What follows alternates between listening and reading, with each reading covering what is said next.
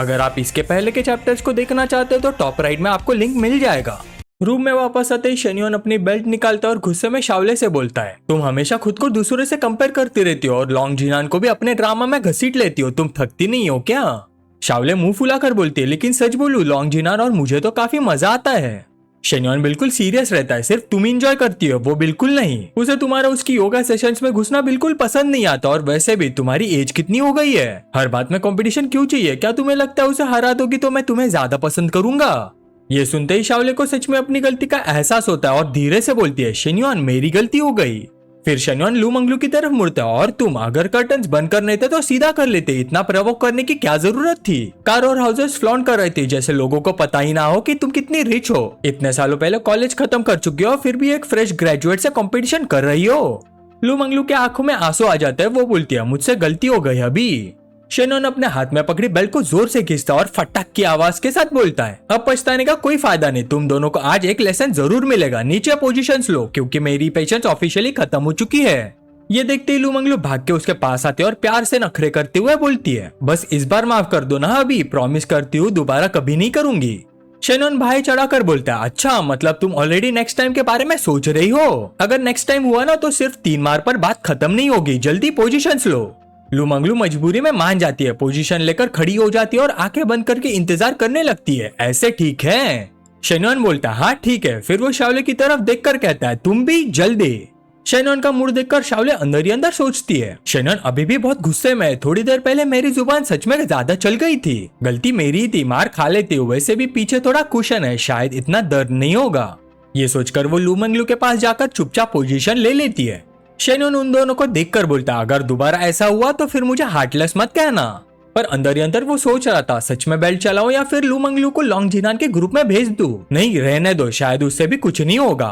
फिर वो एक कदम आगे बढ़ाता है, मारने से पहले बताओ तुम्हारी गलती क्या थी? लू मंगलू तुम पहले। लू मंगलू ढीले से अंदाज में बोलती है, मुझे जेलस या कॉम्पिटिटिव नहीं होना चाहिए था और फ्लॉन्ट भी नहीं करना चाहिए था।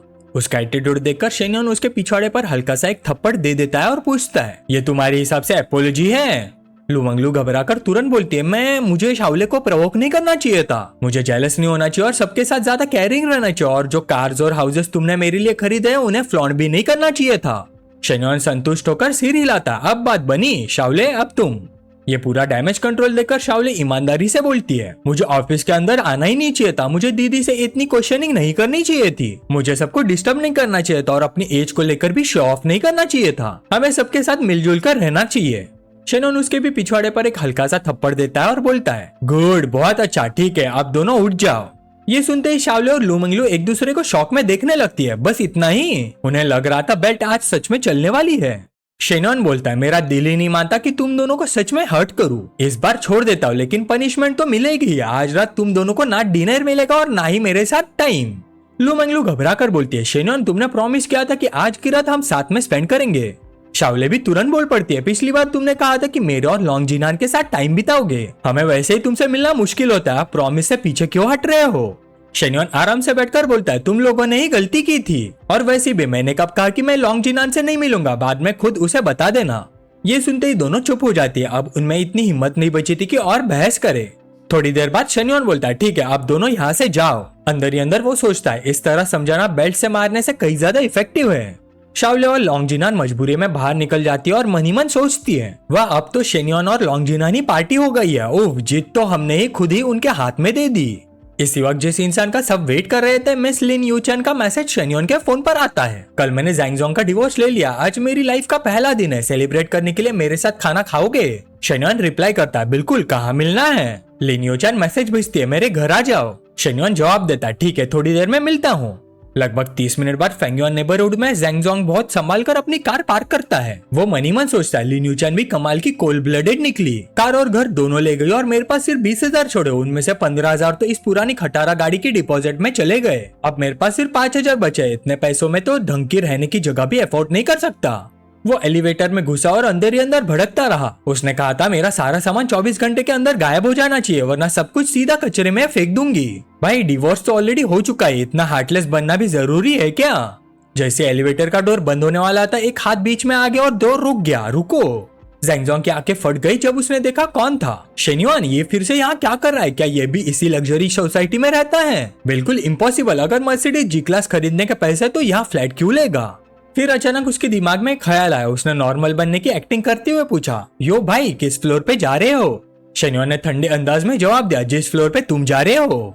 जैंगजोंग ने और बात निकालने की कोशिश की, कौन सा फ्लैट लिया है? पहले कभी तुम्हें यहाँ नहीं देखा। शेन्युआन बोला, मैं बस एक दोस्त से मिलने आया हूँ। वो अंदर ही अंदर सोचता है, ड्रामा मत कर, हम दोनों एक दूसरे को अच्छी तरह जानते हैं, इतनी एक्टिंग किस बात की? जैंगजोंग के दिमाग में धीरे धीरे सारी बातें जुड़ने लगी। एक मिनट, कहीं ये लिन यूचेन से मिलने तो नहीं आया? अगर सच में उसी के पास जा रहा है तो क्या डिवोर्स से पहले ही उन दोनों का चक्कर चल रहा था? जब से वो अचानक रेडिसन में कुकिंग करने लगी थी और रात भर बेडरूम में बंद रहती थी, क्या तब से मेरे पीछे ये सब चल रहा था? थोड़ी देर बाद एलिवेटर का डोर खोला। जब उसने देखा कि शेनोन उसके पीछे ही चल रहा था, उसका शक और भी पक्का हो गया। सच में मेरे ही पीछे आ रहा है। कुछ ही पल बाद शेन्योन ने जाकर डोर नॉक किया और बस जैंगजोंग के लिए यही फाइनल प्रूफ था। गुस्से से कांपते हुए हकलाते हुए बोला, तुम। शेन्योन उसकी हालत देखकर हल्की सी मुस्कान के साथ बोला, क्या हुआ भाई, इतना घबरा क्यों रहे हो? आराम से बोलो, इतना बीपी मत बढ़ाओ। तभी लिन यूचेन बाहर आई। अरे तुम आ गए, जल्दी अंदर आ जाओ। जैंगजोंग का सबर टूट गया। वो चिल्लाते हुए बोला, लिन यूचेन, आखिर चल क्या रहा है? कल ही हमारा डिवोर्स हुआ है और आज तुम किसी आदमी को घर ले आई। नहीं, जवाब मत दो, तुम दोनों का चक्कर तो डिवोर्स से पहले ही चल रहा था, है ना? लिन यूचेन ने तुरंत उसकी बात काट दी। मेरे ऊपर झूठे इल्जाम मत लगाओ, हम सिर्फ दोस्त हैं। जैंगजोंग और भड़क गया। दोस्त? इसे तुम सिर्फ दोस्ती बोलती हो, तुमने मेरे साथ धोखा किया है। तभी शेन्योन को अचानक ली सिस्टर्स की याद आ गई। उसने सोचा, औरतें भी कमाल होती है, मुझे सेलिब्रेशन के नाम पर यहाँ बुला लिया और ऊपर से जैंगजोंग को भी अपना सामान लेने बुला दिया। ये सब उसे जलाने का प्लान था। सिर्फ उसकी प्रॉपर्टी लेना ही काफी नहीं था, अब उसका दिमाग भी खराब करना चाहती है। अगर टीचर ली और लीमैन को पता चल गया कि मैं साइड में ऐसे फंस गया हूँ तो मेरा ही गेम ओवर हो जाएगा। जैंगजोंग फिर चिल्लाए, बताओ कितने टाइम से मेरे पीछे ये सब चल रहा था? लिन यूचेन ने ठंडे चेहरे के साथ डोर का हैंडल पकड़ा है। उससे तुम्हारा क्या लेना देना? हमारा डिवोर्स हो चुका है और वैसे भी तुम्हारे पास कोई प्रूफ नहीं है, और मान लो प्रूफ होता भी तो तुम क्या कर लेते? जैंगजोंग गुस्से में बस इतना ही बोल पाया, तुम, और उसके मुंह पर सीधा दरवाजा बंद हो गया। शट! बाहर से उसकी जोर की चीख सुनाई दी, तुम दोनों देख लेना। शेन्योन अंदर आते ही बोला, तुम्हें पहले से ही पता था ना कि मुझे आज यहाँ लाने से वो पक्का ट्रिगर हो जाएगा। लिन यूचेन किचन की तरफ चलते हुए बोली, सॉरी, मेरी गलती थी। शेन्योन उसके पीछे चलते हुए बोला, तो बस मेरा यूज कर रही थी और कोई वजह नहीं थी। लिन यूचेन शर्मा गई। ठीक है, मान लिया, मुझे तुम्हारी याद आ रही थी। शेन्योन तुरंत उसके पीछे आ गया और उसे भाव में लेते हुए बोला, ओह सच में? तो बताओ तुम्हें मेरी कितनी याद आ रही थी? लिन यूचेन धीरे से शर्माते हुए बोली, बहुत ज्यादा। शेन्योन ने एक पल भी बर्बाद नहीं किया और उसके शरीर पर हाथ फेरने लगा। साफ साफ बताओ, तुम्हारे शरीर के किस हिस्से को मेरी याद आ रही थी? इसे? शेन्योन ने उसके सीने के एक नरम हिस्से को दबाया। एक बार दबाते ही लिन यूचेन को गर्मी का एहसास हुआ और वो पत्ते की तरह कांपने लगी। शेन्योन ने और करीब आकर कहा, या शायद यहाँ। लिन यूचेन के पैर लड़खड़ाने लगे और वो बुरी तरह शर्मा गई। मुझे माफ करना, बस उस चीज के बाद से बहुत समय हो गया था ना। शेन्योन ने प्यार से उसके बालों पर एक किस कर दिया। उसने कभी नहीं सोचा था कि शादीशुदा औरत वाला टैग हटने से उसे सेंसिटिव होने का एहसास होगा। ये तो सच में हैरानी की बात थी और शेन्योन के लिए तो ये बहुत बड़ी जीत थी। वो हल्का सा हंसकर उसका एप्रन खोलते हुए बोला, मिस लिन, क्या हमने पहले कभी किचन में ऐसा कुछ किया है? लिन यूचेन हकलाते हुए बोली, मुझे नहीं लगता, और बस उसकी ड्रेस जमीन पर गिर गई। शेन्योन उसका हाथ पकड़ता और एक ऐसा जबरदस्त किस करता है कि होश उड़ जाए। 1 मिनट की पूरी अफरा तफरी के बाद वो कांच के दरवाजे की तरफ देखता और कहता है, मिस लिन, चलो उधर चलते हैं। इसी बीच सोसाइटी के बाद जैंगजोंग अपना सामान कार में रख रहा था। ताय लॉलीपॉप का एक लंबा कश लेता और ठहर जाता है। उसे जरा भी अंदाजा नहीं था कि अंदर क्या ड्रामा चल रहा है। वापस अंदर नजारा और भी गहरा हो जाता है। मिस लिन कांच पर चिपकली की तरह चिपकी हुई है, सांस लेने के लिए हाफ रही है और शेन्योन का नाम पुकार रही है। वो पास आती है, उसे किस करती है और धीरे से कहती है, मुझे लगता है कि मैं अपनी हद तक पहुंचने वाली हूँ। थोड़ी देर बाद पता नहीं क्या हुआ, लेकिन लिन यूचेन के सिर के ऊपर दिखने वाला अफेक्शन मीटर सीधा 77 तक पहुंच गया। वो एक बाउल सूप लेकर आई और मुस्कुराते हुए बोली, लो थोड़ा सूप पी लो। शेन्योन मुस्कुराकर बाउल ले लेता है। अंदर ही अंदर वो हिसाब लगाता है। मिस लिन का अफेक्शन लगभग 80 होने वाला है। मेरी टीचर के 84 पॉइंट्स के अलावा सिस्टर लिन अब ऑफिशियली टॉप टियर बन गई है। थोड़ी और मेहनत करूँ तो 90 तक पहुंच सकता हूँ, मतलब और रिवॉर्ड्स मिलेंगे और कैशबैक प्लान को लेकर भी टेंशन खत्म। जब उसने देखा कि खाना सर्व करने के बाद भी लिन यूचेन वही खड़ी है तो उसने पूछा, तुम्हें और कुछ चाहिए? लिन यूचेन ने सिर हिला दिया, नहीं सब ठीक है, मेरे पास अब घर भी है, कार भी है और थोड़ी सेविंग्स भी। शेन्योन बिना सोचे बोला, मैं तुम्हारे लिए नई गाड़ी खरीद रहा हूँ। अब तुम्हारा डाइवोर्स हो चुका है, वो पुरानी गाड़ी चलाना बंद करो। फ्री टाइम मिले तो कोई भी कार पसंद कर लेना, बजट 2 मिलियन है। लिन यूचन तुरंत पलटकर उसकी तरफ देखती है। उसकी आंखें हैरानी से बड़ी हो गई। 2 मिलियन, इतना ज्यादा? शेन्योन ने हाथ हिलाकर कहा, कुछ ज्यादा नहीं है, तुम एक अपग्रेड डिजर्व करती हो। बस अपनी बैंक डिटेल्स भेज देना, मैं पैसे ट्रांसफर कर दूंगा। ये सुनते ही लिन यूचन के आंखों में आंसू आ गए। वो सोचने लगी, इतने साल ज़ैंगज़ोंग के साथ शादी में गुजारे, लेकिन उसने कभी मेरे लिए कुछ नहीं खरीदा।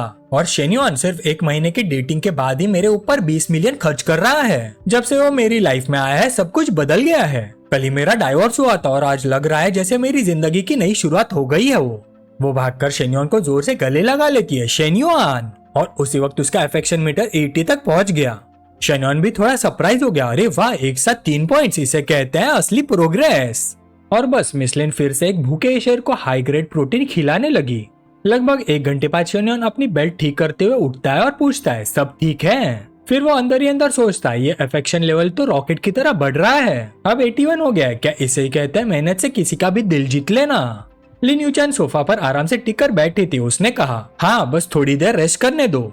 फिर वो बोली, मेरे पास काफी फ्री टाइम रहता है, क्या मैं तुम्हारे काम में हेल्प कर सकती हूँ? गलत मत समझना, बस तुम्हारा थोड़ा लोड कम करना चाहती हूँ। शेन्योन ने पूछा, तुम्हारी डिग्री किस चीज में है और जॉब एक्सपीरियंस? लिन यूचन बोली, बिजनेस एडमिनिस्ट्रेशन, शादी से पहले 1 साल एडमिन का काम किया था। शेन्योन ने सोचा, बैचलर्स डिग्री है, मैनेजमेंट का एक्सपीरियंस भी और कॉफी शॉप भी संभाली है, परफेक्ट, शायद इसे मेरी किसी योगा स्टूडियो का मैनेजमेंट दे सकता हूँ। फिर वो बोला, मेरे पास कुछ योगा स्टूडियोज है, अगर तुम इंटरेस्टेड हो तो पहले एडमिन की पोजीशन से स्टार्ट कर सकती हो, काम सीख जाओगी तो मैनेजमेंट भी संभाल लेना। लिन यूचन का चेहरा खुशी से चमक उठा, बिल्कुल, अगर तुम्हारी हेल्प हो सके तो मैं जरूर करूंगी। अगले दिन कैम्फर्ड गोल्फ क्लब में शेन्योन की G63 धीरे से क्लब के सामने रुकती है। सूट पहने हुए वो बाहर निकलता है, अंदर ही अंदर सोचता है, प्रिंसिपल यांग ने मुझे इस एलाइट एल्यूमिनाई नेटवर्किंग इवेंट में बुलाया है। शेन्योन की इस एंट्री को देखते हुए वैली पार्किंग वाला बंदा मन ही मन सोचता है, जिन बड़े लोगों से मैं यूजुअली मिलता हूँ वो सब काफी कंपोज्ड रहते हैं, लेकिन पहली बार देख रहा हूँ कि कोई इतनी सीक्रेसी मेंटेन कर रहा है। रिसेप्शन पर खड़ी लेडी ने उसे देखते ही झुककर कहा, वेलकम मिस्टर शेन, एंट्रेंस पर बस अपना नाम बता दीजिए। शेन्योन आराम से ग्रैंड हॉल की तरफ चला गया, लेकिन एंट्रेंस पर उसे लगभग 5 मिनट वेट करना पड़ा। उसके आगे खड़ा आदमी रिसेप्शन पर किसी प्रॉब्लम में फंसा हुआ था। थोड़ी देर बाद शेन्योन ने पूछा, भाई प्रॉब्लम क्या है? रिसेप्शनिस्ट परेशान होकर बोली, इनका डिजिटल इन्विटेशन नहीं मिल रहा, मैं अपने कलीग से वेरिफिकेशन का वेट कर रही हूँ। आगे खड़ा आदमी मुस्कुराकर बोला, कोई बात नहीं, आप पहले चले जाइए। शेन्योन ने सिर हिलाते हुए अपना फोन दिखाया, थैंक्स भाई। रिसेप्शनिस्ट का एक्सप्रेशन तुरंत बदल गया, प्लीज इस तरफ मिस्टर शेन। अंदर जाने से पहले शेन्योन ने उस आदमी की तरफ मुड़कर पूछा, वैसे आपका नाम? वो बोला, मैं युआ जियानकुई। शेन्योन मुस्कुराया, ठीक है, मैं अंदर जाकर तुम्हारे बारे में पूछता हूँ। अंदर उसकी नजर प्रिंसिपल यांग पर पड़ी। उसने हाथ हिलाकर कहा, यो प्रिंसिपल यांग, सॉरी थोड़ा लेट हो गया। प्रिंसिपल यांग उसे देखते ही खड़े हो गए, कोई बात नहीं यंग मैन, अब तुम समझ ही गए होगे कि इस नेटवर्किंग इवेंट का पर्पस क्या है। स्टार सिटी के पॉलिटिकल और बिजनेस सर्कल्स के बहुत बड़े लोग यहाँ हैं, लेकिन उनके कुछ सेकंड जनरेशन बच्चे सिर्फ तुमसे फायदा उठाना चाहेंगे। कौन सच्चा और कौन सिर्फ मौके का फायदा लेना चाहता है, ये तुम्हें खुद पहचानना होगा। शेन्योन मुस्कुराकर बोला, समझ गया। फिर उसे एक बात याद आई, वैसे प्रिंसिपल यांग, बाहर युआ जियांगकुई नाम का एक आदमी खड़ा है। डिजिटल इनवाइट ना होने की वजह से उसे अंदर नहीं आने दिया गया। क्या वो हमारे इंटरनेशनल स्टडीज डिपार्टमेंट का एलुमिनाई नहीं है? प्रिंसिपल यांग एकदम से हैरान रह गए, क्या वो बाहर रुक गया? अरे मेरा फोन साइलेंट पर था, उसके मैसेजेस देख नहीं पाया। उन्होंने तुरंत वाइस प्रिंसिपल शू की तरफ देखा। वाइस प्रिंसिपल शू, जल्दी गेट पर जाकर युआ जियांगकुई को अंदर लेकर आइए। वाइस प्रिंसिपल शू घबराकर तुरंत भाग पड़े, जी मैं अभी लेकर आता हूँ। ये देखकर शेन्योन को भी क्यूरियोसिटी हुई। उसने पूछा, आखिर ये युआ जियांगकुई है कौन? ओलियांग धीरे से शेन्योन के पास आकर फुसफुसाया, ये लू डिस्ट्रिक्ट का डिस्ट्रिक्ट गवर्नर है, युआ जियांगकुई। सिर्फ 36 साल की एज में स्टार सिटी के सबसे यंग और पावरफुल लीडर बन गया है। तुम्हारी कंपनी भी तो लू डिस्ट्रिक्ट में ही है ना, इस कनेक्शन को पक्का बना लेना। तभी वाइस प्रिंसिपल शू युआ जियांगकुई को अंदर लेकर आए। ओलियांग मुस्कुराते हुए आगे बढ़े, जियांगकुई सॉरी यार, मेरा फोन साइलेंट पर था इसलिए तुम्हारे कॉल्स मिस हो गए। फिर उन्होंने दोनों का इंट्रोडक्शन करा। शेन्योन ये है गवर्नर युआ जियांगकुई, और गवर्नर ये है शेन्योन, हमारा outstanding senior Jinfu health management company का बॉस। शेन्योन तुरंत हाथ बढ़ाता है, आपसे मिलकर बहुत खुशी हुई गवर्नर युआ जियांगकुई भी हाथ मिलाते हुए हंसता है, अरे भाई लकी था कि तुमने अंदर बता दिया, वरना मैं तो अभी भी गेट के बाहर ही खड़ा होता। और गवर्नर छोड़ो, मैं 2004 बैच का सीनियर हूँ, बस सीनियर कहकर बुलाओ। शेन्योन मुस्कुराए, ठीक है सीनियर युआ जियांगकुई सर हिलाकर बोला, हेल्थ इंडस्ट्री का फ्यूचर बहुत स्ट्रांग है। आजकल हर कोई हेल्थ और वेलनेस पर ध्यान दे रहा है, इस फील्ड में ग्रोथ की बहुत पॉसिबिलिटीज है, अच्छा काम करते रहो। शेन्योन ने रिस्पेक्ट से जवाब दिया, सीनियर बिल्कुल सही कह रहे हैं, मैं पूरी मेहनत करूंगा। वैसे जब भी टाइम मिले हमारी कंपनी जरूर आइएगा और हमें गाइड कीजिएगा। इसी बीच ड्रिंक सर्व होने लगे। शेन्योन ने 2 वाइन ग्लासेस उठाए, एक युवा जियानकुई को दिया और हल्का सा चीयर्स करते हुए बोला, यूले डिस्ट्रिक्ट को इतनी तेजी से डेवलप करना कोई आम बात नहीं है, आप सच में कमाल है। अगर कभी टाइम मिले तो जिंगफू को भी थोड़ा गाइड कर दीजिए, हो सकता है अगले साल हम स्टार सिटी की सबसे बड़ी हेल्थ मैनेजमेंट कंपनी बन जाए। युवा जियानकुई हंस पड़ा, अरे नहीं इतनी तारीफ मत करो, मैं कोई इकोनॉमिक जीनियस नहीं हूँ, लेकिन हाँ अगले महीने यूलू डिस्ट्रिक्ट में एक बड़ा मेडिकल मैनेजमेंट सर्वे होने वाला है। ये सुनते ही शेन्योन के दिमाग में घंटी बज गई, डैम, बड़े कनेक्शन होने का असली फायदा यही है। ऑफिशियल अनाउंसमेंट होने से पहले ही अंदर की इन्फॉर्मेशन मिल जाती है। जिनके पास स्ट्रॉन्ग नेटवर्क होता है वो गेम शुरू होने से पहले ही एडवांटेज ले लेता है, और जिनके पास कोई कनेक्शन नहीं होता वो बस बाहर खड़े देखते रह जाते हैं। नहीं, मुझे सीनियर युवा के साथ कनेक्शन और स्ट्रॉन्ग बनाना ही होगा। थोड़ी दूर खड़े वाइस प्रिंसिपल शू उन दोनों को देखकर मन ही मन सोच रहे थे। अब समझ आया ओलियांग इस लड़के को इतना इम्पोर्टेंस क्यों देता है, इसके बात करने की स्किल्स ही अलग लेवल की हैं। हर बात इतनी नेचुरली करता है कि सामने वाला खुद इम्प्रेस हो जाता है। उधर हॉल के दूसरे कोने में एक लड़की की नजर लगातार शेन्योन पर टिकी हुई थी। थोड़ी ग्लैमरस सी दिखने वाली लड़की ने अपनी फ्रेंड से पूछा, ये कौन है, इस इवेंट में पहले कभी नहीं देखा, लगता है पहली बार आया है। उसकी फ्रेंड ने ध्यान से देखकर कहा, लगता तो वैसे ही है और काफी यंग भी है, वैसे उसकी शर्ट के पीछे मसल्स नोटिस किए हैं। बाबिन, लगता है तुम्हारा शिकार मिल गया, जाकर वीचैट मांग लो, देखते हैं वो तुम्हें अटेंशन देता भी है या नहीं। बाबिंग ने मासूम बनने की एक्टिंग करते हुए सांस भरी, छोड़ो मेरी जैसी नाजुक लड़की इतने डोमिनेंट और पावरफुल आदमी को कैसे हैंडल करेगी। उसकी फ्रेंड ने आके घुमाई, ड्रामा बंद करो, पिछले हफ्ते ही तुम प्राइवेट क्लब गई थी, वहाँ के मेल मॉडल्स कैसे थे, मैं तुम्हारे 1000 वर्ड्स के रिव्यू का इंतजार कर रही हूँ। बाओबिंग की नजर अभी भी शेन्योन पर ही थी। वो सब ठीक थे, लेकिन पैसे के लिए कुछ भी करने वाले लोगों को इम्प्रेस करना कोई अचीवमेंट नहीं होती। ये वाला लड़का अलग लेवल का लग रहा है, बस ये सोच रही हूँ कहीं ऑलरेडी गर्लफ्रेंड तो नहीं है।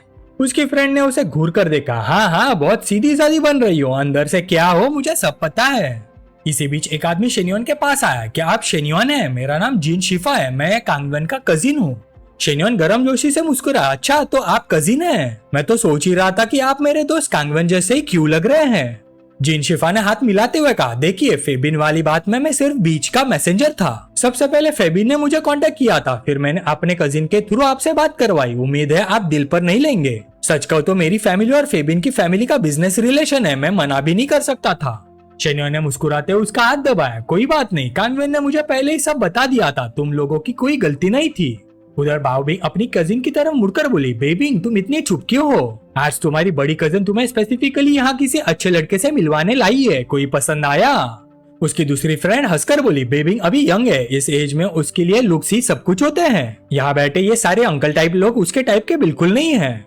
उन दोनों के बीच खड़ी थी एक बेहद खूबसूरत लड़की जिसने हाई स्लिट कीपाव पहना हुआ था। उसका नाम था जाओ बेवे। अपनी कजिन की बातें सुनने के बाद भी जाओ बेवे बस चुपचाप खड़ी रही बिना कुछ कहे।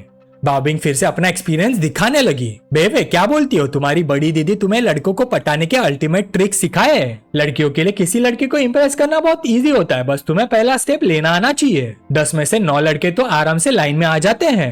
बेवे ने सीधा मना कर दिया, नहीं थैंक्स कजिन। बेवे अपना मुंह छुपा कर हंसी, अरे तुम भी ना, तुमने तो अभी तक किसी असली लड़के के साथ रिलेशनशिप का एक्सपीरियंस भी नहीं लिया, सच कहो तो तुम्हारे लिए थोड़ा बुरा लगता है। उधर जिन शिफा ने नोटिस किया कि बाओबिंग लगातार शेन्योन को देख रही है। वो धीरे से बोला, ब्रो वो रेड इवनिंग गाउन वाली लड़की शायद तुम में इंटरेस्टेड है, उसका नाम जू बाओबिंग है। उसकी फैमिली स्टार सिटी की सबसे बड़ी फार्मास्यूटिकल कंपनीज में से एक चलाती है, वो मेरी ही बैच की है, इंटरेस्टेड हो? शेन्योन ने एक नजर उसकी तरफ देखा और सिर हिला दिया, थैंक्स लेकिन नहीं, मेरी टाइप की नहीं है। उसकी नजर फिर बाओबिंग के पास खड़ी बेवे पर चली गई। अंदर ही अंदर वो सोचने लगा, सच कहो तो उसके पास खड़ी लॉन्ग कीपा वाली लड़की ज्यादा अच्छी लग रही है। कपड़े काफी सिंपल है लेकिन उसकी कमर इतनी स्लिम है कि हवा चले तो शायद हिल जाए, और उसका फिगर तो परफेक्ट है। लेकिन रुको, लगता है वो अपनी फिगर को जानबूझकर सिंपल दिखाने की कोशिश कर रही है। क्या वो अपनी लुक्स को लेकर थोड़ी कॉन्शियस है? इसी वक्त बाओबिंग मुस्कुराते हुए उनके पास आ गई, हाय जिन शिफा, हमें इंट्रोड्यूस नहीं करवाओगे? जिन शिफा ने तुरंत कहा, यह है शेन्योन, हमारी यूनिवर्सिटी के जूनियर, इनकी हेल्थ मैनेजमेंट कंपनी है। 2 फिटनेस सेंटर्स, एक योगा स्टूडियो और एक हेल्थ स्क्रीनिंग सेंटर ऑलरेडी चल रहा है, और जल्दी 4 और योगा स्टूडियोज खुलने वाले हैं। ग्रेजुएशन से पहले ही इस नेटवर्किंग इवेंट का इन्विटेशन मिलने वाला यह पहला स्टूडेंट है। ये सुनते ही बाओबिंग ने मुस्कुराकर अपना हाथ बढ़ाया, हाय मैं शू बाओबिंग हूँ। शेन्योन ने भी स्माइल के साथ हैंडशेक किया, हेलो सीनियर, मैं शेन्योन हूँ। हैंडशेक के दौरान बाओबिंग ने हल्का सा उसकी पाम को छेड़ दिया और मुस्कुराते हुए बोली, वैसे तुम हमसे काफी छोटे हो इसलिए मुझे सिस्टर बुलाना तो बनता है ना। पर अंदर ही अंदर बाओबिंग कुछ और ही सोच रही थी। वाओ, फेस भी टॉप क्लास, बॉडी भी अमेजिंग और यंग भी है, आज तो मजा आने वाला है। शेन्योन ने उसकी तरफ देखकर हल्का सा स्माइल किया और मजाक में बोला, बस इतना ही, देखने से तो इतनी बड़ी नहीं लग रही। बाओबिंग एक पल के लिए सरप्राइज हो गया, अरे मैंने तो अभी गेम शुरू भी नहीं किया और ये पहले ही काउंटर अटैक कर रहा है। वो मुस्कुरा कर बोली, किसी चीज का अंदाजा सिर्फ देखकर नहीं लगाया जाता। शेन्योन बिना एक्सप्रेशन बदले बोला, अगर देखकर पता नहीं चलता तो कभी प्रैक्टिकली टेस्ट करके देख लेना। बेबे वही खड़ी सब सुन रहे थे, उसके दिमाग में बस एक ही सवाल था, ये दोनों किस बारे में बात कर रहे हैं। जिन शिफा ने गला साफ किया और धीरे से वहाँ से निकल गया। अंदर ही अंदर सोचने लगा, ये शेन्योन तो सच में डेंजरस लेवल का फ्लर्ट है। बाओबिंग ने भी मजाक में जवाब दिया, बड़ी बड़ी बातें तो कर रहे हो लेकिन असल में उतने कैपेबल भी हो या सिर्फ बोलते हो। शेन्योन अंदर ही अंदर सोचने लगा, रिच गर्ल्स यूजुअली इतनी रिजर्व्ड होती है, ये आज हो क्या रहा है। कॉन्वर्सेशन तो काफी डेंजरस डायरेक्शन में जा रही है, अगर और कंटिन्यू किया तो सच में डेट पर जाना पड़ जाएगा। उसने तुरंत टॉपिक चेंज कर दिया, वैसे पार्टी कब स्टार्ट होगी। जिन शिफा ने घड़ी देखी और बोला, बस 20 मिनट में। शेन्योन बोला, चलो तब तक दूसरी साइड देख कर आते हैं, चल रहे हो। जिन शिफा भी उसके साथ चला गया। उन दोनों को जाते देख बाओबिंग हल्की सी मुस्कुराए, आजकल के जूनियर्स भी ना खुद को हीरो समझते हैं। मेरे साथ माइंड गेम्स खेलना चाहते हैं हनी, गेम तो मैंने बहुत पहले से ही खेलना शुरू कर दिया था। बेबे धीरे से कंफ्यूजन में पूछती है, वैसे कजिन अभी तुम टेकिंग द लीड वाली बात कर रही थी, उसका मतलब क्या था। बाओबिंग उसके कान के पास जाकर धीरे से कुछ समझाती है। ये सुनते ही बेबे का चेहरा टमाटर की तरह लाल हो गया। पास खड़ी एक लड़की हंसकर बोली, बाओबिंग तुम्हें इसे सिर्फ समझाना नहीं था, प्रैक्टिकल एग्जाम्पल भी देना था। वैसे भी लगता है हमारे जूनियर तुमसे ज्यादा इम्प्रेस नहीं हुआ, क्या करे, हर किसी को अपग्रेड पसंद नहीं होता। बाओबिंग ने कॉन्फिडेंस से कहा, एक्सक्यूज मी, मेरा साइज 34C है, मेरी कजिन के अलावा यहाँ मुझसे बड़ा कौन है। पहली लड़की मुस्कुराई, पता नहीं, लेकिन बेबे को देखकर लगता है कि वो भी तुमसे कम नहीं है, शायद तुमसे भी ज्यादा। बाओबिंग ने बेबी की तरफ ध्यान से देखा और अंदर ही अंदर सोचा, अगर इसने कभी अपनी असली चाम दिखाई ना तो यहाँ सबकी नजरें इसी पर टिक जाएंगी। एक दिन इसे दिखाना पड़ेगा असली कॉन्फिडेंस किसे कहते हैं। और इसी तरह पार्टी चलती रही। कोई नेटवर्किंग कर रहा था, कोई बिजनेस कॉन्टेक्ट बना रहा था, हर तरफ लोग अपनी इमेज बनाने में लगे हुए थे। शेन्योन की नजर फिर एक बार बेबे पर पड़ी, हम कुछ तो गड़बड़ है, ये मुझे इतनी बार क्यों देख रही है। अब तक 4 बार नजरें मिल चुकी हैं, कई बात कुछ और तो नहीं। उधर बाओबिंग वाइन का टेस्ट डिस्कस कर रही थी। ये वेगा सिसिलिया है, मुझे एवरेज लगती है, फ्रूट का टेस्ट बहुत ज्यादा है, मुझे अमेरिकन हार्लैंड ज्यादा पसंद है। तभी एक रिच लड़का बीच में बोल पड़ा, वाह आपकी चॉइस तो कमाल की है। हार्लैंड की प्रोडक्शन प्रोसेस भी काफी फेमस है, वो लोग हर विनयार्ड को क्वालिटी के हिसाब से अलग हैंडल करते हैं। बाओबिंग ने मुस्कुराकर शेन्योन की तरफ देखा, तुम्हारा क्या ओपिनियन है। शेन्योन बिना सोचे बोला, मेरा, मुझे तो ये सारी एक्सपेंसिव वाइन बेकार लगती है, इससे अच्छी तो एक चिल्ड क्राफ्ट थम्स अप होती है, कम से कम पीने में सच में मजा तो आता है। वो रिच लड़का थोड़ा इंसल्ट फील कर गया, थम्स अप, तुम थम्स अप को फाइन वाइन से कंपेयर कर रहे हो, साफ दिख रहा है कि तुमने कभी वाइन कल्चर को सीरियसली समझा ही नहीं। शेन्योन को बिल्कुल फर्क नहीं पड़ा, अरे भाई आखिर में सब अल्कोहल ही तो है, नशा ही तो करना है ना, मैं यहाँ एंजॉय करने आया हूँ, हिस्ट्री क्लासेस अटेंड करने नहीं। रिच लड़का एकदम से चुप हो गया, उसके पास बोलने के लिए कुछ बचा ही नहीं। बाओबिंग भी हंस पड़ी, एक्चुअली हमारा जूनियर गलत भी नहीं बोल रहा, आखिर में सब ड्रिंक ही तो है। फिर उसने पूछा, वैसे शेन्योन गोल्फ खेलते हो। शेन्योन ने सिर हिला दिया, नहीं। बाओबिंग मुस्कुराई, सच, मैं सिखा सकती हूँ, काफी अच्छा खेलती हूँ, वैसे प्राइवेट कोचिंग फ्री नहीं होती। उसी वक्त उसके सिर के ऊपर 60 FNAT का नोटिफिकेशन चमक उठा। शेन्योन अंदर ही अंदर सोचने लगा, सिस्टम के स्केल कार्ड को कभी भी एक्सचेंज किया जा सकता है, लेकिन जाओ बेबे से कुछ सीखने का चांस, उसके बारे में सोचा जा सकता है। लेकिन बाहर से उसने सीधा मना कर दिया, सॉरी मुझे गोल्फ में बिल्कुल इंटरेस्ट नहीं है। पास ही खड़ा जिन शिफा सब सुन रहा था, अंदर ही अंदर हैरान रह गया, भाई तुझे पता भी है तू किसकी ऑफर रिजेक्ट कर रहा है। सू फैमिली स्टार सिटी की फार्मास्यूटिकल इंडस्ट्री की टॉप फैमिलीज में से एक है, इतनी बड़ी नेटवर्किंग अपॉर्चुनिटी सीधा मना कर दी। ठीक है, बाओबिंग की डेटिंग हिस्ट्री थोड़ी कॉम्प्लिकेटेड है, लेकिन लुक्स और फिगर दोनों टॉप क्लास है, कुछ लूज भी नहीं करता। बाओबिंग फिर भी पीछे नहीं हटी, कोई बात नहीं, कभी भी किसी चीज की जरूरत हो मुझे मैसेज कर देना, मेरा कार्ड तो तुम्हारे पास है ना, व्हाट्सएप ऐड कर लेना। शेन्योन आराम से अपना ड्रिंक पीता हुआ बोला, हाँ ठीक है। पास खड़ी 2 लेडीज धीरे से हंसने लगी, अरे वाह, लगता है पहली बार बाओबिंग को किसी ने सीधा रिजेक्ट किया है, ये जूनियर तो बाकी लोगों जैसा बिल्कुल नहीं लगता। दूसरी लड़की भी हंस पड़ी, बाओबिंग को भी आज रिजेक्शन मिल गया, दुनिया सच में बदल रही है। बाओबिंग ने उनकी बात सुन ली, अंदर ही अंदर उसका कॉम्पिटिटिव मोड ऑन हो गया। तुम लोग कुछ नहीं जानते, जितना डिफिकल्ट टारगेट होता है उतना ही मजा आता है, बस देखते जाओ, एक दिन इसे मैं ही पटाऊंगी। दोनों लेडीज अब शेन्योन को ध्यान से देखने लगी, सच में ये बाकी सबसे अलग लग रहा है। सिर्फ फेस और बॉडी की बात नहीं है, इसके अंदर अलग ही कॉन्फिडेंस और बैड बॉय वाइब है। इतनी यंग एज में इतना बड़ा चार्म, देखते ही समझ आ जाता है कि पर्सनैलिटी कितनी स्ट्रांग है। फिर दोनों शेन्योन को देखते हुए हंसने लगी।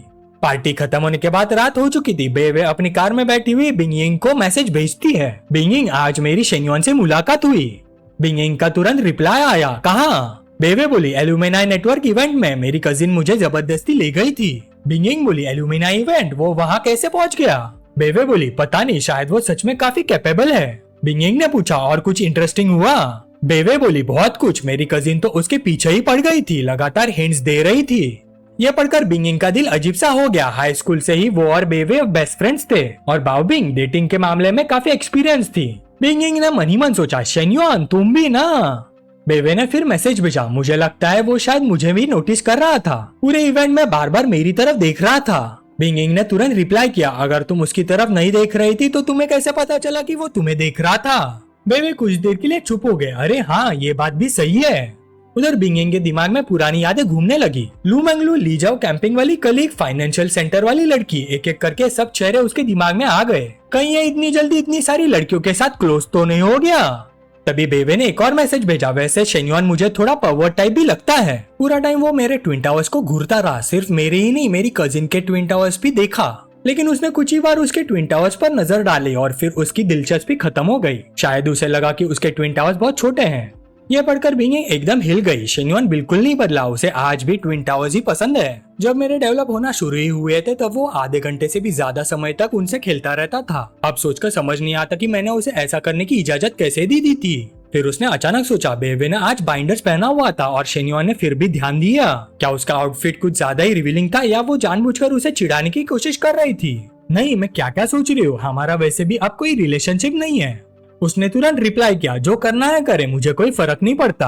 बेवे ने रिप्लाई भेजा, सही बात है, लेकिन पर्वर्ट होने के बाद भी लड़कियां उसके पीछे लाइन लगा रही हैं। मेरी कजिन तो है ही, उसकी फ्रेंड्स भी उनमें इंटरेस्टेड लग रही हैं। बिंगिंग ने पूछा, और तुम्हें भी वो पसंद आ गया?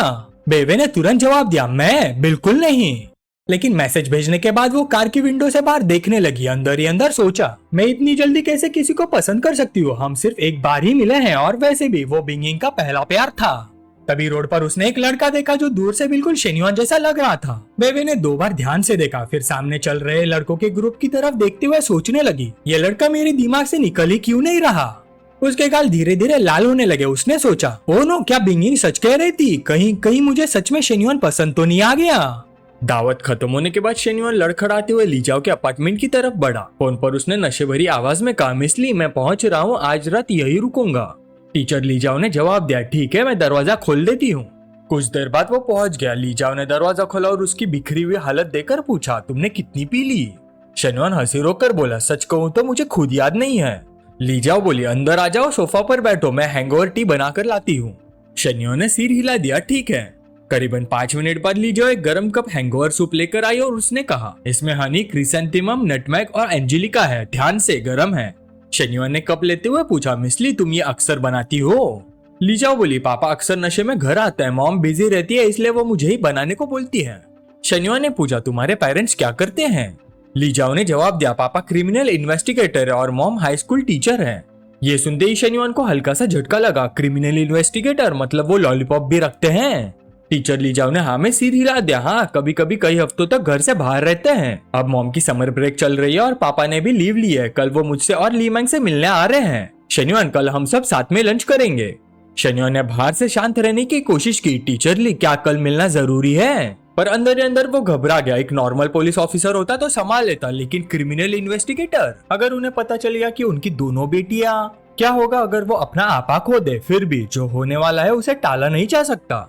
टीचर लीजाओ बोली, मैंने उन्हें पहले ही बता दिया है कि तुम यहाँ होगे, अगर तुम बिजी हो तो मैं समझा दूंगी, वो समझ जाएंगे। फिर उसने सोचा, हमारा रिलेशनशिप अभी नया ही है, इतनी जल्दी पेरेंट्स से मिलना थोड़ा अचानक है। शेन्योन ने मुस्कुराते हुए कहा, कोई बात नहीं, मैं बस थोड़ा नर्वस हूँ, मिलना तो पड़ेगा ही, वैसे वो किस टाइम पे आएंगे? लीजाओ बोली, सुबह 11 बजे, प्रेशर मत लो, हम दोनों मिलकर सब हैंडल कर लेंगे। मेरे पेरेंट्स काफी ओपन माइंडेड है, वो हमारे रिश्ते को एक्सेप्ट कर लेंगे। शेन्योन ने सिर हिला दिया, ठीक है। तभी लीजाओ वहाँ से जाने लगी। उसने कहा, मैं अकेली शावर लेने जा रही हूँ। शेन्योन ने तुरंत अपने असिस्टेंट को मैसेज भेजा, सेक्रेटरी सुबह जल्दी उठना, मेरे लिए कुछ चीजें खरीद लेना। पुइंगजी ने तुरंत रिप्लाई किया, जी बॉस। फिर उसकी नजर बाओबिंग के मैसेज पर पड़ी, मेरे साथ चलोगे, राइड वाइन पर सब कुछ दाव लगा देते हैं। शेन्युआन हंस पड़ा, मेरा अटेंशन चाहिए, सपने देखते रहो। हाँ, अपनी कजिन को साथ लाते तो शायद सोच लेता। तभी अचानक एक परछाई उसके पास आई और सीधा उससे लिपट गई। शेन्युआन हैरान होकर बोला, मिस ली इतनी जल्दी क्या है, मैं कहीं जा तो नहीं रहा हूँ। एक हाथ ने उसके मुंह को ढक दिया, दूसरी तरफ से धीमी आवाज आई, शेन्युआन मैं हूँ। शेन्युआन ने धीरे से पूछा, ली मैंग तुम यहाँ क्या कर रही हो? ली मैंग का चेहरा लाल हो गया, हल्का सा सांस लेते हुए बोली, ब्रदर इन लॉ मुझे तुमसे बात करनी है। शेन्युआन बोला, अगर बात ही करनी है तो मैसेज कर देती है, अपनी दीदी के रूम में पकड़े जाने से डर नहीं लगता। ली मैंग ने मुंह फुलाकर बोला, मैंने मैसेज किया था लेकिन तुमने इग्नोर कर दिया। शेन्युआन ने धीमी आवाज में कहा, अभी अपने रूम में जाओ, जब वो सो जाएगी तब मैं तुमसे मिलने आऊंगा। अंदर ही अंदर उसने सोचा, ली जाओ कभी भी वापस आ सकती है, इस वक्त कोई भी गड़बड़ बिल्कुल नहीं होनी चाहिए। ली मैंग ने उसे छोड़ते हुए पूछा, कितनी देर लगेगी? शेन्युआन सीधा बैठ गया और बोला, यह कहना मुश्किल है, जब वो सो जाएगी तब। ली मैंग ने शर्माते हुए पूछा, आज रात तुम दोनों कुचिपुड़ी करोगे? शेन्युआन ने उसके गाल को हल्का सा खींचकर कहा, बस बस अब ज्यादा मत बोलो, जाकर आराम करो। ली मैंग हल्का सा बुरा मुंह बनाकर वापस चली गई। शेन्युआन उसे जाते हुए देखता रहा। उसके दिल में अचानक एक अजीब सी पहचान वाली फीलिंग आई। क्या ये वही रात नहीं लग रही जब मैंने पहली बार अपनी पार्टनर को सरप्राइज किया था? तब मैं शिकारी था और आज लगता है कि मैं खुद शिकार बन गया हूँ। अब तो कोई रूल्स ही नहीं बचे। एक पल बर्फ जैसी ठंडी और अगले ही पल एक रोते हुए पप्पी की तरह, बिल्कुल समझ से बाहर। यह सोचते हुए शेन्युआन ने अपनी बेल्ट ढीली की और बाथरूम की तरफ बढ़ा। उसने अंदर झांक कर देखा, अंदर ली जाओ शावर ले रही थी। उसने मनी मन सोचा, उसका कमरा बाथरूम के पास ही है, मैं पहले उसे थोड़ा टीज करता हूँ। ली जाओ ने उसका रिफ्लेक्शन देखा और घबरा गई। शेन्युआन ऐसे अचानक डराओ मत। शेन्युआन मुस्कुराते हुए बोला, इसमें डराने वाली क्या बात है, बस थोड़ा एक्साइटमेंट ऐड कर रहा हूँ। ली जाओ शर्मा कर बोली, शेन्युआन मुझे आजकल बहुत अजीब सा महसूस हो रहा है। शेन्युआन उसके करीब आया, उसके ट्विन टावर्स पर पैक किया और बोला, कोई बात नहीं, मैं हूं ना। ली जाओ ने उसे बेचैनी से दूर धकेला। शेन्युआन क्या हम बिस्तर पर चले? लेकिन शेन्युआन ने उसे दीवार से सटा लिया और बोला, नहीं हम इधर ही करेंगे, मुड़ जाओ। ली जाओ घबरा गई, नहीं ऐसे नहीं, ली मैंग बिल्कुल बगल वाले रूम में है, वो सुन लेगी। पर शेन्युआन पूरे जोर से आगे बढ़ा, डरो मत, मेरी बात मानो, वो सो रही है। फिर बाथरूम की छोटी सी जगह में काफी देर तक दोनों की हल्की हल्की बातें और हंसी की आवाजें गूंजती रही। दूसरी तरफ अपने रूम में बैठी ली मैंग चुपचाप इंतजार करती रही। उसने गहरी सांस लेकर खुद को तसल्ली दी, ब्रदर इन लॉ एक दिन मेरी बारी भी जरूर आएगी। लगभग आधा घंटा बीत गया। शेन्युआन और ली जाओ ने काफी देर तक फ्रेश होकर वक्त बिताया। शेन्युआन ने मुस्कुरा कर पूछा, रेस्ट हो गया मिस ली? चलो अब मैं तुम्हारी हेल्प कर देता हूँ, फिर रूम में चलते हैं। रात के 12 बज चुके थे। काफी देर तक साथ बिताने के बाद ली जाओ गहरी नींद में सो गई। तब शेन्युआन धीरे से ली मैंग की रूम की तरफ गया। ली मैंग फ्लाइट अटेंडेंट वाली यूनिफॉर्म पहने उसका इंतजार कर रही थी। जैसे ही वो अंदर आया उसने उसे गले लगा लिया, ब्रदर इन लॉ आखिर तुम आ ही गए। शेन्युआन एक पल के लिए हैरान रह गया। वो बोला, मुझे याद है कि तुम्हारी यूनिफॉर्म ये वाली तो नहीं थी। तब ली मैंग मुस्कुराकर पोज बनाते हुए बोली, ये मेरी इंटर्न वाली यूनिफॉर्म है, बहुत टाइम से नहीं पहनी थी, सिर्फ आज के लिए स्पेशली निकाली है। शेन्युआन अनजान बनते हुए बोला, अच्छा तुमने इसे पहनने के लिए इतनी मेहनत क्यों की? ली मैंग सीधा उसकी भाव में आ गई, बाकी यूनिफॉर्म्स तो काम के लिए हैं, मुझे डर था कहीं तुम उन्हें खराब न कर दो। शेन्युआन ने उसके गाल पर प्यार से हाथ फेरा और बोला, ठीक है ये रीजन मान लेता हूँ, लेकिन आज रात इतनी प्रोएक्टिव क्यों हो तुम? पर ली मैंग शर्मा कर चुप रही, लेकिन शेन्युआन ने उसे गोद में उठा लिया और बोला, हम लगता है तुम कुछ बोलोगी नहीं। तभी शेन्युआन के हाथ ने कुछ हरकतें की और ली मैंग का चेहरा लाल हो गया और वो बोली, आज रात बस दिल कर रहा था। शेन्युआन शरारती मुस्कान के साथ उसके करीब झुक गया और बोला, फिर एक बात सच बताओ, जब मैं तुम्हारी दीदी के साथ था तब तुमने खुद ही अपना मन शांत कर लिया था? ली मैंग ने शर्माते हुए सिर झुका लिया और बोली, बस एक बार। शेन्युआन मुस्कुरा कर बोला, अच्छा फिर ठीक है, पर मुझसे बात करते वक्त कुछ भूल तो नहीं रही हो? ली मैंग धीमी आवाज में बोली, brother in law, brother in law, brother in law. Shenyuan हंस पड़ा, तो बताओ तुम चाहती क्या हो कि तुम्हारा ब्रदर इन लॉ करे? ली मैंग ने उसकी तरफ शरारती नजरों से देखा, मुझे सिर्फ अपने ब्रदर इन लॉ चाहिए, क्या तुम मेरे साथ रहोगे? फिर शेन्युआन और ली मैंग के बीच लड़ाई शुरू हो जाती है। लगातार 3 राउंड के बाद शेन्युआन बोला, ली मैंग मैं तुम्हारी बहन के साथ पहले से ही थक गया हूँ, तुम्हें इसे खुद ही संभालना होगा। फिर हमें पता चलता है कि शेन्युआन पूरी तरह से थक गया है। धत तेरी की, 3 राउंड्स में ही तुम्हारा खेल खत्म। फिर जैसे जैसे रात गुजरती है हरकतें और तेज हो जाती है, वो अपने करीबी पलों में खोए हुए लगते हैं। तभी शेन्युआन अचानक से बोल पड़ा, अफसोस कि तुम्हारा स्ट्रेंथ इस काम के लिए तैयार नहीं है, उठो तुम्हारे ब्रदर इन लॉ को एक और सही सबक सिखाने दो। इस वक्त ली मैंग बिल्कुल गिव अप कर देती है, ठीक है करो। शेन्युआन अब सच में जोर लगा रहा है क्योंकि ली मैंग के मूव्स ठीक से काम नहीं कर रहे थे। फिर शेन्युआन और वो एक और जबरदस्त लड़ाई में उलझ गए। 2 घंटे बाद सब कुछ शांत हो चुका था। शेन्योन बालकनी में खड़ा था। रात की ठंडी हवा उसके चेहरे से टकरा रही थी। उसके मन में एक अजीब सी फीलिंग थी, मैं तो किसी हाई लेवल डबल एजेंट जैसा बन गया हूँ। एक तरफ भी सब ठीक रखना है और दूसरी तरफ भी पता नहीं ये दोनों कैप्स कब एक होंगे। ये सोचकर ही उसका दिमाग थक गया। छोड़ो, अब सो जाता हूँ, कल बहुत जरूरी काम है। सुबह के 9 बज चुके थे। धूप लीजाओ के लिविंग रूम में फैल चुकी थी। तभी एक आदमी की दबदबे वाली आवाज गूंजी, मैं बस देख ही तो रहा हूँ, तुम्हारा रूम देखने की मनाही क्यों है? लीजाओ की आवाज में घबराहट साफ थी। पापा, रूम बहुत मैसी है, आप ली मैंग का रूम देख लीजिए।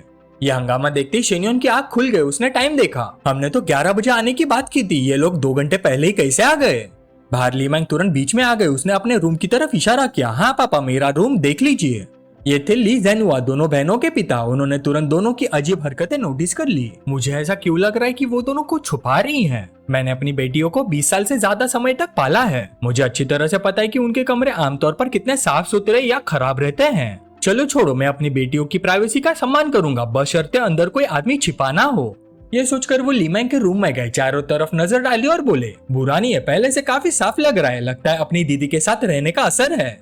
ली मैंग अभी भी टेंशन में खड़ी थी। उसने रूम का एक एक कोना ध्यान से साफ किया था, अपनी दीदी से छुपाने के लिए नहीं, बल्कि अपने पापा से। उनके पापा एक एक्सपीरियंस क्रिमिनल इन्वेस्टिगेटर थे। उनकी नजर बहुत तेज थी। अगर उन्हें पता चल गया कि शेन्योन दोनों बहनों के साथ रिलेशनशिप में है तो सीधा तबाही मच जाती। अंदर शेन्योन जल्दी से तैयार हो गया। लीजाओ भागते हुए रूम में आई और धीमी आवाज में बोली, शेन्योन, आई एम सॉरी, मेरे पेरेंट्स एक्सपेक्टेड टाइम से पहले आ गए। अभी तुम यही रुक जाओ, हम लंच के लिए बाहर जाएंगे, तब तुम बाद में सीधा रेस्टोरेंट आ जाना। शेन्योन ने उसकी तरफ देखा और बोला, क्या ये जरूरी है? मैं तुम्हारा बॉयफ्रेंड हूँ, कोई छुपाया हुआ आदमी नहीं। लीजाओ एक पल के लिए चुप हो गए। उसने पेरेंट्स को बॉयफ्रेंड के बारे में बताया था, लेकिन ये नहीं बताया था कि वो दोनों साथ में रह रहे हैं। शेन्योन ने उसके गाल को प्यार से छुआ और बोला, आज के जमाने में साथ रहना कोई बड़ी बात नहीं है, फिक्र मत करो, मैं खुद उनसे बात करूंगा। फिर उसने उसे अपनी बाहों में ले लिया। लीजाओ का दिमाग पूरी तरह उलझा हुआ था। उनके रिश्ते में वैसे ही काफी कंट्रोवर्सी थी। 4 साल का एज गैप और एक टीचर और उसका स्टूडेंट। उनके पेरेंट्स काफी ट्रेडिशनल सोच के थे, उनके लिए यह बहुत बड़ा स्कैंडल था। लीजाओ ने सोचा था कि धीरे धीरे सब इंट्रोड्यूस करेगी या फिर वो एक लंबी लड़ाई के लिए तैयार थी, लेकिन शेन्योन को कॉन्फिडेंस देकर उसे भी हिम्मत मिल गई। उसने कहा, थैंक यू शेन्योन, रिस्पॉन्सिबिलिटी लेने का तुम्हारा तरीका सच में कमाल का है। उसके दिल में शेन्योन के लिए फीलिंग्स और भी बढ़ गई। उसका फेवरेबिलिटी 86 पॉइंट तक पहुंच गया। तभी शेन्योन ने प्यार से उसकी गाल पर एक किस किया और बोला, ये मेरा फर्ज है, हमारे रिश्ते को देखते हुए मुझे यही करना चाहिए। पर अंदर ही अंदर वो मुस्कुराया। फेवरेबिलिटी अब 90 के करीब पहुंच रही है। लीजाओ मुड़कर बोले, मैं पहले उन्हें हैंडल करती हूँ, फिर मैं तुम्हारा प्रॉपरली इंट्रोडक्शन कराऊंगी। शेन्योन ने सिर हिला दिया और बोला, ठीक है, मैं नीचे आता हूँ। नीचे लूशियान दोनों बहनों की माँ ली मैंग से पूछने लगी, तुम्हारी दीदी का बॉयफ्रेंड क्या करता है? ली मैंग ने सीधा जवाब दिया, वो स्टूडेंट है। ये सुनते ही दोनों पेरेंट्स एकदम से शॉक में रह गए। स्टूडेंट? ये मजाक है क्या? एक टीचर का अपने स्टूडेंट के साथ डेट करना, ये तो सरासर इनअप्रोप्रिएट है।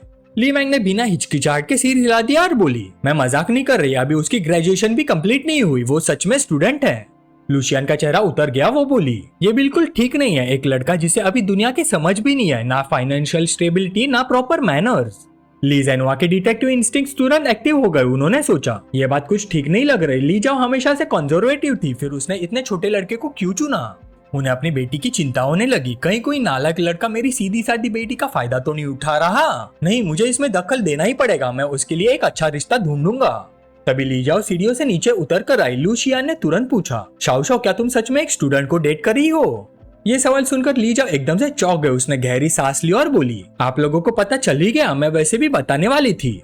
उसकी माँ ने लंबी सांस छोड़ी, तो ये सच है, एक स्टूडेंट, वो तुमसे बहुत छोटा है, लड़कों को मैच्योर होने में वैसे भी बहुत टाइम लगता है, क्या तुम उसे संभालोगी? यूनिवर्सिटी की सैलरी भी बहुत कम होती है, उसके पास ग्रेजुएशन डिग्री भी नहीं है, ना घर ना गाड़ी, और आजकल बच्चे पालना कितना महंगा है, ये तुम जानती हो।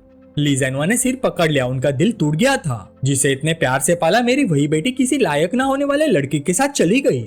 ये देखकर ली मैंग से रहा नहीं गया। उसने फैसला किया कि अब उसे बोलना ही पड़ेगा। मॉम, आप जिस बात से डर रही हैं उसमें जरा भी सच्चाई नहीं है। लूशियन ने तुरंत पलट कर कहा, बिल्कुल सच्चाई नहीं है, तुम्हें क्या पता? ली मैंग मुस्कुरा कर बोली, मुझे सब पता है, स्टूडेंट होना कोई मैटर नहीं करता, असली बात होती है इंसान की हैसियत। आपको पता भी है उनकी नेटवर्थ कितनी है? उसकी माँ एकदम रुक गई, क्या वो सच में इतना अमीर है? ओल्ड ली ने हल्की सी आवाज में कहा, क्या उसका परिवार अमीर है? अगर है भी तो हमें बहुत सोच समझकर फैसला लेना होगा। अमीर घराने के लोग बहुत एलिटिस्ट होते हैं, मेरी बेटी वहाँ खुश नहीं रहेगी। लूशियन ने तुरंत हाँ में सिर हिला दिया, बिल्कुल, हम कोई गरीब नहीं है जो अपनी बेटी बेच दे। अमीर घर के लड़के अक्सर बिगड़े हुए, घमंडी, पैसे उड़ाने वाले और जिम्मेदारी से दूर होते हैं, अच्छी तरह सोच लो बेटी। ली जाओ ने शांत होकर सिर हिला दिया। आप गलत समझ रहे, वो पहले फैमिली बिजनेस के हायर थे, अब नहीं है। लुशियन हैरान रह गए, क्या मतलब सब कुछ खत्म हो गया? ये तो और भी बुरा है, बिल्कुल मंजूर नहीं। ली मैंग ने तुरंत बीच में बात संभाली और बोली, एक मिनट मेरी बात सुनिए। उनकी फैमिली जरूर गिर गई थी, लेकिन उन्होंने फॉरेक्स ट्रेडिंग से खुद का नया अंपायर खड़ा कर दिया। घर है, लग्जरी कार्स है, उन्होंने दीदी के लिए भी एक कार खरीदी है। ओल्ड ली ने शक भरी नजर से देखा और पूछा, क्या वो वाकई इतना सक्सेसफुल है? ली जाओ ने तुरंत कार की कीज निकाल दी और दिखाते हुए बोली, पापा खुद देख लीजिए।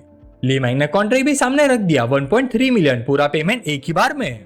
ओल्ड ली ने कॉन्ट्रैक्ट ध्यान से देखा और बोला, हे भगवान, फुल पेमेंट 1 मिलियन से भी ज्यादा। लुशियन का चेहरा धीरे धीरे नरम पड़ गया, शायद मैं थोड़ी ज्यादा ही स्ट्रिक्ट हो गई थी। फिर उसने ली जाओ की तरफ देखकर पूछा, वो कब आ रहा है? ली जाओ ने मनी मन सोचा, मम्मी कितनी जल्दी बदल गई, सच में पैसा बहुत कुछ बदल देता है। फिर वो हल्के से झिझक के साथ बोली, माँ एक्चुअली वो मेरे बेडरूम में ही है। लुशियन शर्मिंदगी से मुस्कुराई और बोली, ओह अब समझ आया, तो फिर तुमने पहले क्यों नहीं बताया? उसे बाहर आने को कहो। ओल्ड ली का चेहरा तुरंत सख्त हो गया, बेडरूम तक पहुंच गया, अब समझ आया मुझे अंदर क्यों नहीं जाने दिया जा रहा था। लुशियन ने तुरंत उनका हाथ पकड़ लिया, ओल्ड ली शांत रहिए। तभी शेन्योन आराम से बाहर आया, नमस्ते, मेरा नाम शेन्योन है। लुशियन के चेहरे पर मुस्कान आ गई, वाह बड़ा ही शरीफ और समझदार लड़का लगता है। ओल्ड ली ने उसे ऊपर से नीचे तक देखा और मनी मन सोचा, ठीक ही लग रहा है, फिलहाल इतना बुरा भी नहीं। शेन्योन अदब से उनके पास आया और बोला, आप लोग कितने दिन के लिए आए हैं? लुशियन प्यार से बोली, कुछ दिन यहाँ रहेंगे, उसके बाद ज़ेंगचेन चले जाएंगे। शेन्योन ने मुस्कुरा कर कहा, बहुत अच्छा, वैसे भी लीजा फ्री है तो वो तुम्हें घुमा देगी। आप लोग यू माउंटेन घूम लीजिए, टेंशन पवेलियन भी देखा ही और मैंगडुक टूम्स भी जरूर विजिट करिएगा। तभी डोरबेल बजी। ली मैंग हैरान होकर बोली, डिलीवरी? मैंने तो कुछ ऑर्डर नहीं किया। शेन्योन तुरंत खड़ा हो गया और बोला, वो मेरे लिए है। हुइंगजी दोनों हाथों में सामान उठाए अंदर आए, बॉस आपके इंस्ट्रक्शंस के मुताबिक सब ले आई हूँ। शेन्योन ने सामान लेते हुए कहा, thanks for your hard work. Huiyingji ने सीधा सैल्यूट किया और बोली, फिर मैं कंपनी वापस जाती हूँ बॉस। पर जब वो मुड़कर जाने लगी तो अचानक उसकी नजर रूम में सब पर पड़ी। उसकी आंखें एकदम बड़ी हो गई। उसने मनी मन सोचा, एक मिनट, क्या वो टीचर ली है? उसका सस्पिशन सही साबित होते उसने तुरंत अपना मुंह ढक दिया। अंदर ही अंदर सोचने लगी, अरे बाप रे, बॉस की लिस्ट में तो टीचर ली भी शामिल हो गई लगती है। शेन्योन ने देखा कि वो अभी तक खड़ी है। उसने पूछा, कुछ और काम है? फुइंगजी घबरा कर बोली, नहीं बिल्कुल नहीं, मैं चलती हूँ बॉस। ये कहकर वो तुरंत वहां से निकल गए। रास्ते भर उसके दिमाग में सिर्फ एक ही बात चल रही थी, बॉस स्टूडेंट्स को डेट करते ये तो सुना था, लेकिन अपनी टीचर को भी नहीं छोड़ा। मैंने उन्हें सच में बहुत कम समझा था। शेन्योन गिफ्ट्स लेकर वापस रूम में आया और मुस्कुराते हुए बोला, अंकल और आंटी के लिए कुछ छोटे से गिफ्ट्स लाया हूँ। अंकल के लिए 2 कार्टन लॉलीपॉप के और 2 बॉटल अच्छी क्वालिटी की लिकर। और मुझे पता चला कि आपको फिशिंग का बहुत शौक है, इसलिए एक हाई एंड फिशिंग सेट भी लाया हूँ। आंटी के लिए गोल्ड ज्वेलरी का सेट और प्रीमियम टी भी। मुझे पता है आपको चाय पसंद है। ओल्ड ली ने तुरंत फिशिंग रॉड उठाकर देखनी शुरू कर दी। उनकी आंखें चमक उठी, ये तो गामाकात्सु का फेरी रॉड है। शाओचन, क्या तुम्हें फिशिंग गियर की भी इतनी नॉलेज है? शेन्योन मुस्कुरा कर बोला, जी अंकल, थोड़ी बहुत। फिशिंग रॉड को ध्यान से देखने के बाद ओल्ड ली खुश हो गए। उन्होंने कहा, शेन्योन तुम बहुत ही सोच समझकर गिफ्ट लाए हो। दूसरी तरफ लुशियन ज्वेलरी देखकर हैरान रह गई। शाओचन, इनकी प्राइस कितनी होगी? ये सवाल सुनकर शेन्योन हंस पड़ा। फिर वो बोला, कुछ खास नहीं, लगभग 70,000 से थोड़ा ऊपर। अगर आपको पसंद आए तो मेरे लिए वही सबसे बड़ी बात है। ये सब देखकर ली मैंग मनी मन मुस्कुराई। लगता है एक टीचर और एक पुलिस ऑफिसर दोनों ही पैसों की ताकत के सामने हार गए। फिर उसने शेन्योन की तरफ देखा और मनी मन सोचा, ये आदमी वाकई जानता है किस इंसान को किस चीज से खुश करना है। हर गिफ्ट बिल्कुल सही जगह लगा, लेकिन हर बार वो और भी ज्यादा अजीब होता जा रहा है। पिछली रात। तभी ली मैंग को शेन्योन की पिछली रात वाली बात याद आ गई। उसने मनी मन सोचा, शेन्योन ने उसे कहा था, ये ब्रदर इन लॉ वाला नाम सुनकर मैं थक गया हूँ, मुझे इससे बेहतर कुछ कहकर बुलाओ। तभी ली मैंग ने सोचा था, ब्रदर इन लॉ कहना काफी नहीं है, क्या वो चाहता है कि मैं उसे डैडी कहकर बुलाऊं? Back to present. Old Li ने फिशिंग रॉड वापस रख दी। फिर मुस्कुराते हुए बोले, शेन्योन ये गिफ्ट्स बहुत महंगे हैं, मैं और तुम्हारी आंटी इन्हें लेने से थोड़ा झिझक रहे हैं। फिर उन्होंने मनी मन हिसाब लगाया। फिशिंग रॉड ही 10,000 से ऊपर थी। उसके अलावा लॉलीपॉप, लिकर और टी और 70,000 से भी महंगी गोल्ड ज्वेलरी, सब मिलाकर लगभग 1 लाख से भी ज्यादा। ये उन दोनों की साल भर की कंबाइंड इनकम से भी ज्यादा थी। शेन्योन ने तुरंत हाथ उठाकर रोका और बोला, अंकल इतनी फॉर्मेलिटीज की जरूरत नहीं, ये सब तो एक छोटे का फर्ज होता है। वैसे अगले कुछ दिनों के लिए मैंने होटल और ड्राइवर का भी अरेंजमेंट कर दिया है। लुशियन थोड़ी झिझक कर बोले, अरे नहीं बेटा, इतनी तकलीफ क्यों, हम खुद होटल देख लेंगे। शेन्योन ने घड़ी देखी और बोला, कोई तकलीफ नहीं आंटी, मुझे होस्ट होने का फर्ज निभाने दीजिए। वैसे भी लंच का टाइम हो गया है, चलिए पहले खाना खा लेते हैं। थोड़ी देर बाद सब लोग शिनचेंचन के सबसे मशहूर न्यू चाइनीज रेस्टोरेंट शाओनानगु पहुंच गए। रास्ते पर लूशियान शेन्युआन को देखती रही। जितना वो उसे देखती उतना उसे वो पसंद आता जा रहा था। उसने मनी मन सोचा, ये शेन्युआन तो सच में कमाल का लड़का है, बिल्कुल परफेक्ट दामाद। क्या हमारे पुरखों ने इतने अच्छे कर्म किए थे। फिर वो मुस्कुरा कर बोली, शाओचन आज तो सिर्फ पहली मुलाकात थी, इतना खर्च करने की क्या जरूरत थी। शेन्युआन ने सबके लिए वाइन डाली और मुस्कुराते हुए बोला, अरे नहीं आंटी, अब तो हम एक ही फैमिली है। अंकल आंटी आप लोग फ्यूचर में भी यहाँ आते रहिएगा, ये टोस्ट मेरी तरफ से। ओल्ड ने भी अपना ग्लास उठा और बोले, शेन्युआन हमें तुमसे कोई और उम्मीद नहीं है, बस एक ही बात चाहते हैं, हमारी शाओशो का हमेशा ख्याल रखना, दोनों एक दूसरे को समझना, पेशेंस रखना और साथ मिलकर आगे बढ़ना। ये सुनते ही शेन्युआन ने दोनों हाथों से अपना ग्लास उठा और बोला, अंकल आप बिल्कुल निश्चिंत रहिए। इसी बीच ली मैंग आदत से मजबूर होकर शेन्युआन के सामने रखा वाइन ग्लास उठाने लगी। उसका ये छोटा सा जेस्चर तुरंत ओल्ड ली की नजरों में आ गया। बैठते वक्त भी ली मैंग अनजाने में थोड़ा सा शेन्युआन की तरफ झुककर बैठी। यह हरकत बिल्कुल हल्की थी लेकिन उनकी नजर से बच नहीं सकी। अगर ये शाव करती तो बिल्कुल नॉर्मल बात होती, लेकिन ली मैंग तो शेन्युआन की साली थी। ओल्ड ली के दिमाग में तुरंत एक ख्याल आया, ये ठीक नहीं लग रहा, कहीं ली मैंग और शेन्युआन के बीच कोई फीलिंग्स तो नहीं। ये सोचते हुए उन्होंने ध्यान से शेन्युआन को देखना शुरू किया। तभी शेन्युआन ने बिल्कुल कैजुअली ली मैंग के लिए भी वाइन डाल दी। ओल्ड ली ने तुरंत अपना शक दबा दिया और मनी मन सोचा, नहीं ऐसा नहीं हो सकता, शायद मैं ही ज्यादा सोच रहा हूँ, हो सकता है ली मैंग सिर्फ शेन्युआन की रिस्पेक्ट करती हो, लेकिन फिर भी मुझे बात को आगे बढ़ने से पहले ही रोकना होगा। उन्होंने मनी मन लंबी सांस ली। आज इतना खुशियों भरा दिन है, लगता है मेरी पुलिस वाली आदत फिर से जाग गई। उसके बाद सबने खुशी खुशी खाना खत्म किया। उसके बाद शेन्युआन उन्हें होटल ले गया। रिसेप्शन पर कार्ड देते हुए बोला, हेलो, एक एग्जीक्यूटिव सूट बुक कर लीजिए। अंदर ही अंदर उसने सोचा, इन्हें उस होटल में नहीं ले जा सकता जहाँ कोचलू रुक रही है। अगर कहीं सामना हो गया और अंकल को कोई क्लू मिल गया तो बहुत बड़ी प्रॉब्लम हो जाएगी। ये होटल ज्यादा सेफ है। इतना लग्जरियस होटल देखकर लूशियान झिझक गई और बोली, शाओचन यह होटल बहुत महंगा है, मैं और तुम्हारे अंकल इतने चूजे नहीं है, कोई सिंपल होटल भी चल जाता। शेन्युआन ने रूम कार्ड उनके हाथ में रख दिया और बोला, आंटी ऊपर के रूम से रिवर का व्यू बहुत खूबसूरत दिखता है, फिक्र मत कीजिए, ये पूरी तरह वर्थ इट है। और वैसे भी आप लोग रोज थोड़ी ना आते हैं, इसमें खर्चा देखने की क्या जरूरत है। पीछे से ओल्ड ली धीरे से ली मैंग के पास आए और बोले, मैंग मैंग पापा तुमसे एक बात पूछना चाहते हैं। ली मैंग हैरान होकर बोली, क्या हुआ पापा। ओल्ड ली ने संभाल कर सवाल पूछा, ली मैंग क्या तुमने हाल ही में कोई बॉयफ्रेंड बनाया है। ली मैंग ने तुरंत सिर हिला दिया, नहीं, जब तक दीदी की शादी नहीं होती मैं कैसे शादी कर सकती हूँ, कम से कम पहले उनकी शादी तो हो जाने दीजिए। ओल्ड ली हल्की से मुस्कान के साथ बोले, मैं तुम्हें फोर्स नहीं कर रहा, अगर तुम शादी नहीं करना चाहते तो कोई बात नहीं, मैं बस तुम्हारी फीलिंग्स के बारे में पूछ रहा था। अब तो शाओ को भी उसका पसंदीदा इंसान मिल गया है। ली मैंग ने शांत होकर जवाब दिया, पापा टेंशन मत लीजिए, फिलहाल मेरा रोमांस के बारे में सोचने का कोई प्लान नहीं है। अगर मुझे कभी कोई पसंद आया तो सबसे पहले आपको ही बताऊंगी, और वैसे भी अभी तक मुझे अपने लायक कोई मिला ही नहीं। शेन्युआन में अच्छी क्वालिटी जरूर है, लेकिन मुझे तो वो काफी ऑर्डिनरी लगता है। ये सुनते ओल्ड ली ने मनी मन सोचा, लगता है ली मैंग के दिल में सच में शेन्युआन के लिए कुछ नहीं है। शायद मैं ही बेकार में इतना सोच रहा था, लेकिन फिर भी जो भी हो मुझे शुरुआत में ही सब संभाल लेना चाहिए। फिर वो बोले, देखो पैसा और अच्छा चेहरा सिर्फ बाहर की चीज होती है, किसी इंसान को सिर्फ देखकर जज नहीं करना चाहिए। हो सकता है शेन्युआन जो हमारे सामने दिख रहा है वो उसकी असली पर्सनैलिटी ही ना हो, शायद वो बस हम एल्डर्स के सामने अच्छा बनने की एक्टिंग कर रहा हो। ली मैंग ने तुरंत बात काट दी, बस बस अब रहने भी दीजिए, हर बात में उसका नाम क्यों ले रहे हैं, चलिए रूम देखते हैं। ये देखकर पूरी फैमिली अपने रूम्स की तरफ चले गए, लेकिन ओल्ड ली के दिल में बेचैनी खत्म नहीं हुई। अभी तो ली मैंग कह रही थी कि शेन्युआन बिल्कुल ऑर्डिनरी है, फिर भी उसके बारे में एक भी बुरी बात सुनते हुए उसे इतना तकलीफ क्यों हुई। आखिर उसके दिल में क्या चल रहा है, उसके मन में उसके लिए फीलिंग्स है या नहीं, ये हो क्या रहा है। 20 साल तक जिस बेटी को उन्होंने पाला था, आज उसे किसी दूसरे आदमी की साइड लेते देखकर उनके दिल को बहुत चोट पहुंची। लगभग 20 मिनट बाद लीजाओ के पेरेंट्स को होटल में सेटल करने के बाद शेन्युआन दोनों बहनों को लेकर वापस निकल पड़ा। लीजाओ ने शुक्रिया भरी नजरों से उसकी तरफ देखा, शेन्युआन आज मेरे पेरेंट्स बहुत खुश थे, मुझे समझ ही नहीं आ रहा है कि मैं तुम्हारा शुक्रिया अदा कैसे करूँ। शेन्युआन मुस्कुराकर बोला, हमारे बीच अब भी थैंक यू की जरूरत है क्या, और अगर तुम सच में शुक्रिया कहना चाहती हो तो घर पहुंचकर और अच्छे तरीके से कह सकती हो। पीछे सीट पर बैठी ली मैंग के सामने इतनी सीधी बात सुनकर लीजाओ का चेहरा लाल हो गया, उसके गाल शर्म से पूरे सुर्ख हो गए। ली मैंग ने मनी मन सोचा, क्या बेशरम आदमी है। तभी शेन्युआन ने फिर कहा, मिस ली कैसा रहेगा अगर मैं तुम्हारे लिए एक घर खरीद लूं। लीजाओ एकदम चौंक गई, क्या, नहीं बिल्कुल नहीं, तुम अभी अभी मेरे लिए कार खरीद चुके हो, अब घर लेने की क्या जरूरत है, हमारे पास रहने की जगह की कोई कमी थोड़ी है। शेन्युआन मुस्कुराते हुए बोला, रेंट पर रहना इतना कन्वीनियंट नहीं होता, और तुम्हारा करंट अपार्टमेंट भी काफी छोटा है, सिर्फ 2 ही रूम्स हैं। अभी देखो तुम्हारे पेरेंट्स को भी होटल में रुकना पड़ रहा है, और फ्यूचर में जब हमारे बच्चे होंगे तब तो ये जगह बिल्कुल भी काफी नहीं होगी। अंदर ही अंदर उसने सोचा, कार एक्सेप्ट करवाने में ही आधा दिन लग गया, अगर घर दिलवाना है तो थोड़ी स्ट्रेटेजी यूज करनी पड़ेगी। बच्चों की बात ट्रेडिशनल सोच वाले औरतों पर जरूर असर करेगी।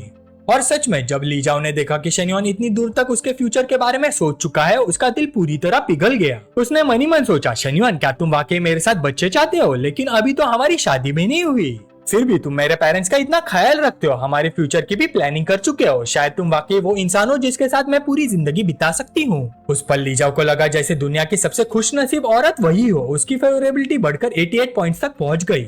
ये देखकर शेन्योन अंदर ही अंदर खुशी से भर गया। उसने सोचा जैसे सोचा था वैसे ही हुआ। सिर्फ बच्चों का जिक्र करते ही मिस ली की फेवरेबिलिटी सीधा 88 तक पहुंच गई। फिर उसके दिमाग में एक और सीन उभर आया, अगर कभी फ्यूचर में ससुर जी और ली जाओ मुझे ली मैंग के साथ पकड़ ले तो क्या होगा। उसने मन ही मन सोचा, घर खरीदना सिर्फ फेवरेबिलिटी बढ़ाने या सिस्टम रिवॉर्ड्स के लिए नहीं है। सबसे जरूरी बात यह है कि फ्यूचर के लिए एक मजबूत फाउंडेशन तैयार करना। अगर मेरा और ली मैंग का राज कभी खुल गया तो ओल्ड ली शायद सच में मेरी जान ही ले लेंगे। इसलिए अभी जितना ज्यादा मैं उनकी फैमिली के लिए करूंगा उतना ही ज्यादा मेरे बचने की उम्मीद होगी जब सच सामने आएगा। दूसरी तरफ बैठी ली मैंग उसकी सोच का कुछ हिस्सा समझ गए थे। उसने मन ही मन गुस्से से सोचा, कितना बेशरम आदमी है, मेरी दीदी के लिए घर खरीदने के लिए भी बच्चों का बहाना बना रहा है। फिर उसने खिड़की के बाहर देखना शुरू कर दिया और मन ही मन सोचने लगी, मुझे लगता है घर खरीदने के बाद दीदी वहाँ शिफ्ट हो जाएगी, उसके बाद शेन्योन का यहाँ आना भी कम हो जाएगा। आखिर वो यहाँ आता ही मेरी दीदी से मिलने के लिए है, मुझसे मिलना तो बस एक कन्वीनियंस था। तभी शेन्योन ने फिर कहा, तो फिर ये बात पक्की रही, अगले कुछ दिनों में टाइम निकालकर कुछ प्रॉपर्टीज देख लेना, मैं भी कुछ अच्छे नेबरहुड्स देकर तुम्हें भेज दूंगा।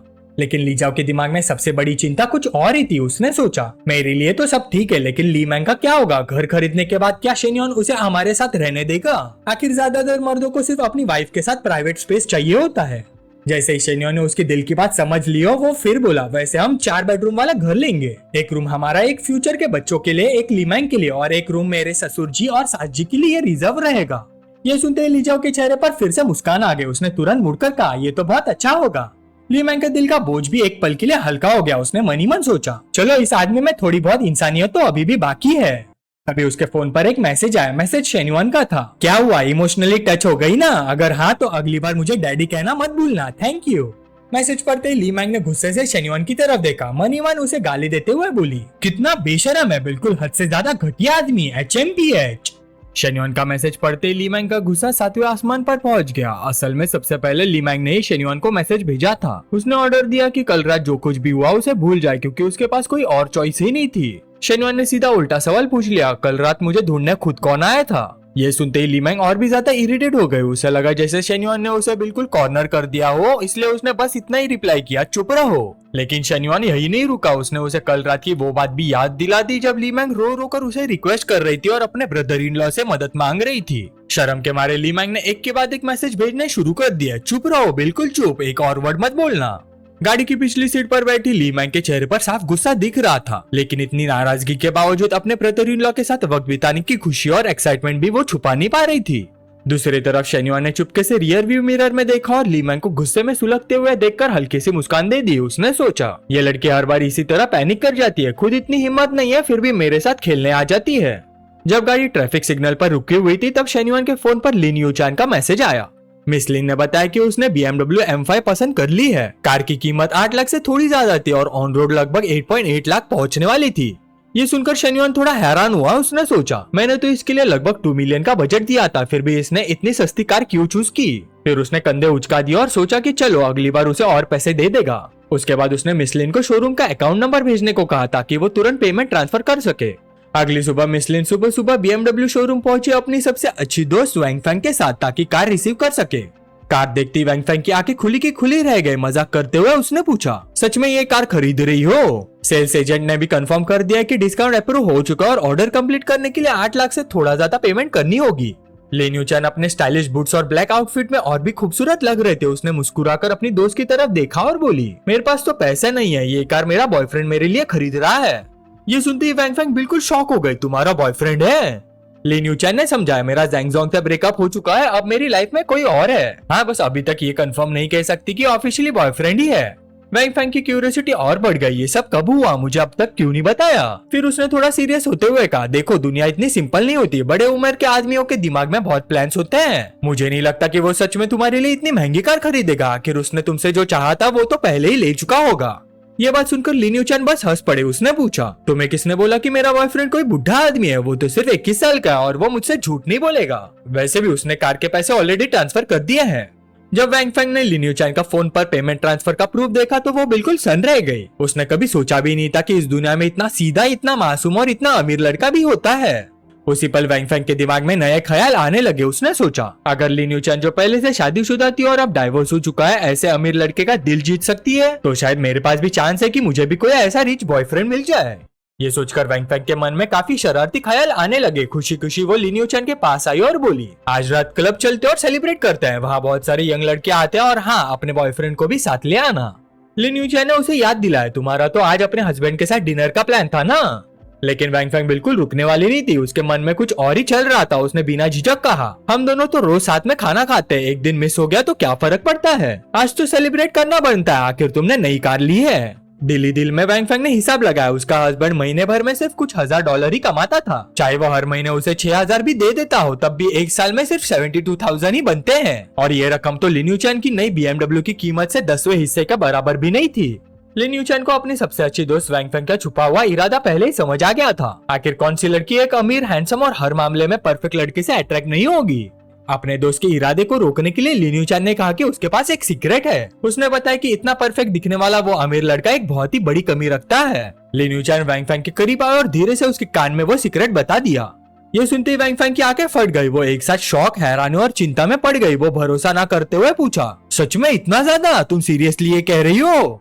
शर्माती हुए लिन यूचैन ने सिर हिलाकर हाँ कर दी। उसने कहा, मैं झूठ क्यों बोलूंगी। उसने आगे बताया कि जब भी उन दोनों के बीच डिंग डिंग होता है तो उसे बहुत तकलीफ होती है और उसे ठीक होने में काफी वक्त लगता है। यहाँ तक कि इसी वजह से वो 2 बार हॉस्पिटल भी जा चुकी है। ये सुनते ही वैंग फेंग ने तुरंत अपनी दोस्त को गले लगा लिया। उसने दुख भरी आवाज में कहा, तुमने तो बहुत कुछ सेक्रीफाइस किया है। ये सब झूठ बोलते हुए लिन यूचैन को खुद बहुत शर्म और गिल्ट महसूस हो रहा था। दिल ही दिल में उसने शेन्युन से माफी भी मांग ली और उसने सोचा, इतना कमाल का आदमी हर किसी के बस की बात नहीं है, इसलिए बेहतर है कि मैं ही चुपचाप सब सह लूं। असल में उसने ये पूरी कहानी सिर्फ इसलिए बताई ताकि वैंग फेंग कभी भी शेन्युन को छीनने की कोशिश न करे। लेकिन वैंग फेंग के दिमाग में तो कुछ और ही चल रहा था। जब लिन यूचैन कार लेने जाने लगी तब वैंग फेंग ने उसे रोक लिया। उसने पूछा, हम अभी भी बेस्ट फ्रेंड्स हैं ना? लिन यूचैन पलटकर मुस्कुराया, ऑफ कोर्स, पर अचानक ये सवाल क्यों? बिना झिझक वैंग फेंग उसके पास हुआ और धीरे से एक और सीक्रेट उसके कान में कहा। उसकी बात सुनकर लिन यूचैन का चेहरा शर्म और शौक से लाल हो गया। उसने हैरानी से पूछा, तुम्हारे दिमाग में ऐसा ख्याल कब से आने लगे? तब लिन यूचैन को एहसास हुआ कि जिस झूठे सीक्रेट से वो अपनी दोस्त को डराना चाहती थी उसी झूठ ने वैंग फेंग के अंदर एक अजीब सी फैंटेसी को जन्म दे दिया था। उसने सोचा कि ऐसी बातें किसी से करना ही नहीं चाहिए थी। शर्म के बावजूद वैंग फेंग ने फिर भी रिक्वेस्ट की, मेरे लिए अपने बॉयफ्रेंड से बात कर दो, मैं तुम दोनों की रिलेशनशिप में कभी इंटरफेयर नहीं करूंगी। उसने इतना तक कह दिया, हम तीनों साथ भी रह सकते हैं। ये सुनकर लिन यूचैन बिल्कुल स्टन रह गए। उसने मन ही मन सोचा, क्या कोई बेस्ट फ्रेंड ऐसी बात भी कह सकती है? उसने तुरंत फैसला कर लिया कि ऐसा कभी होने नहीं देगी। अपनी दोस्त को पूरी तरह रोकने के लिए लिन यूचैन ने शर्माते हुए उसके कान में एक और झूठी बात बता दी। ये सुनते ही वैंग फेंग का चेहरा बदल गया। अब उसके चेहरे पर गुस्सा साफ नजर आ रहा था। उसने तुरंत कहा, वो आदमी तो बिल्कुल बेशर्म है। मुझे यकीन ही नहीं होता कि कोई लड़की ऐसी सिचुएशन बर्दाश्त कर सकती है। अगर मेरे साथ होता तो मैं कभी भी टॉलरेट नहीं करती। लिन यूचैन ने जल्दी से उसे चुप कराया। उसने कहा, प्लीज ये बात किसी और को मत कहना। अब वैंग फेंग को लगने लगा कि शेन्युन रोज लिन यूचैन को बहुत बुरी तरह सताता और मारता है। उसने चिंता से पूछा, क्या तुम्हारे पूरे बदन पे निशान पड़ गए हैं? लिन यूचैन के चेहरे पर शर्म और गिल्ट और भी गहरा हो गया। उसने बस इतना ही कहा, अब मेरी तबीयत पहले से काफी ठीक है। जब दोनों BMW डीलरशिप से बाहर निकलने लगे तभी लिन यूचैन ने सोचा कि इतनी कहानियां उसकी दोस्त को बेवकूफ बनाने के लिए काफी होंगी। उसने फैसला कर लिया कि आज के बाद वो शेन्युन का जिक्र आसपास के लोगों के सामने बिल्कुल नहीं करेगी। उसके लिए शेन्युन किसी आसमान से टपके लॉटरी जैकपॉट से कम नहीं था और ऐसी चीजें दूसरों के अंदर आसानी से जलन पैदा कर सकती थी। दूसरी तरफ जिंगफू के ऑफिस में बैठा शेन्युन को उसके सिस्टम से कैशबैक मिल गया। पैसे तुरंत उसके अकाउंट में ट्रांसफर हो गए। उसने समझ लिया कि लिन यूचैन की BMW खरीदने पर मिलने वाला एक्सपेक्टेड कैशबैक आखिर आ ही गया। फुइंगजी जब शेन्युन के सामने खड़ी थी तब शेन्युन ने सीधा अपनी सेक्रेटरी को ऑर्डर दिया, लुयू डिस्ट्रिक्ट में यूनिवर्सिटी के पास जितनी भी अच्छी रेसिडेंशियल कम्युनिटीज है उनकी एक शॉर्टलिस्ट बना दो। फिर उसने खास तौर पर कहा, लेकिन टोंडो, क्यूपा और पिसाक को लिस्ट में मत रखना।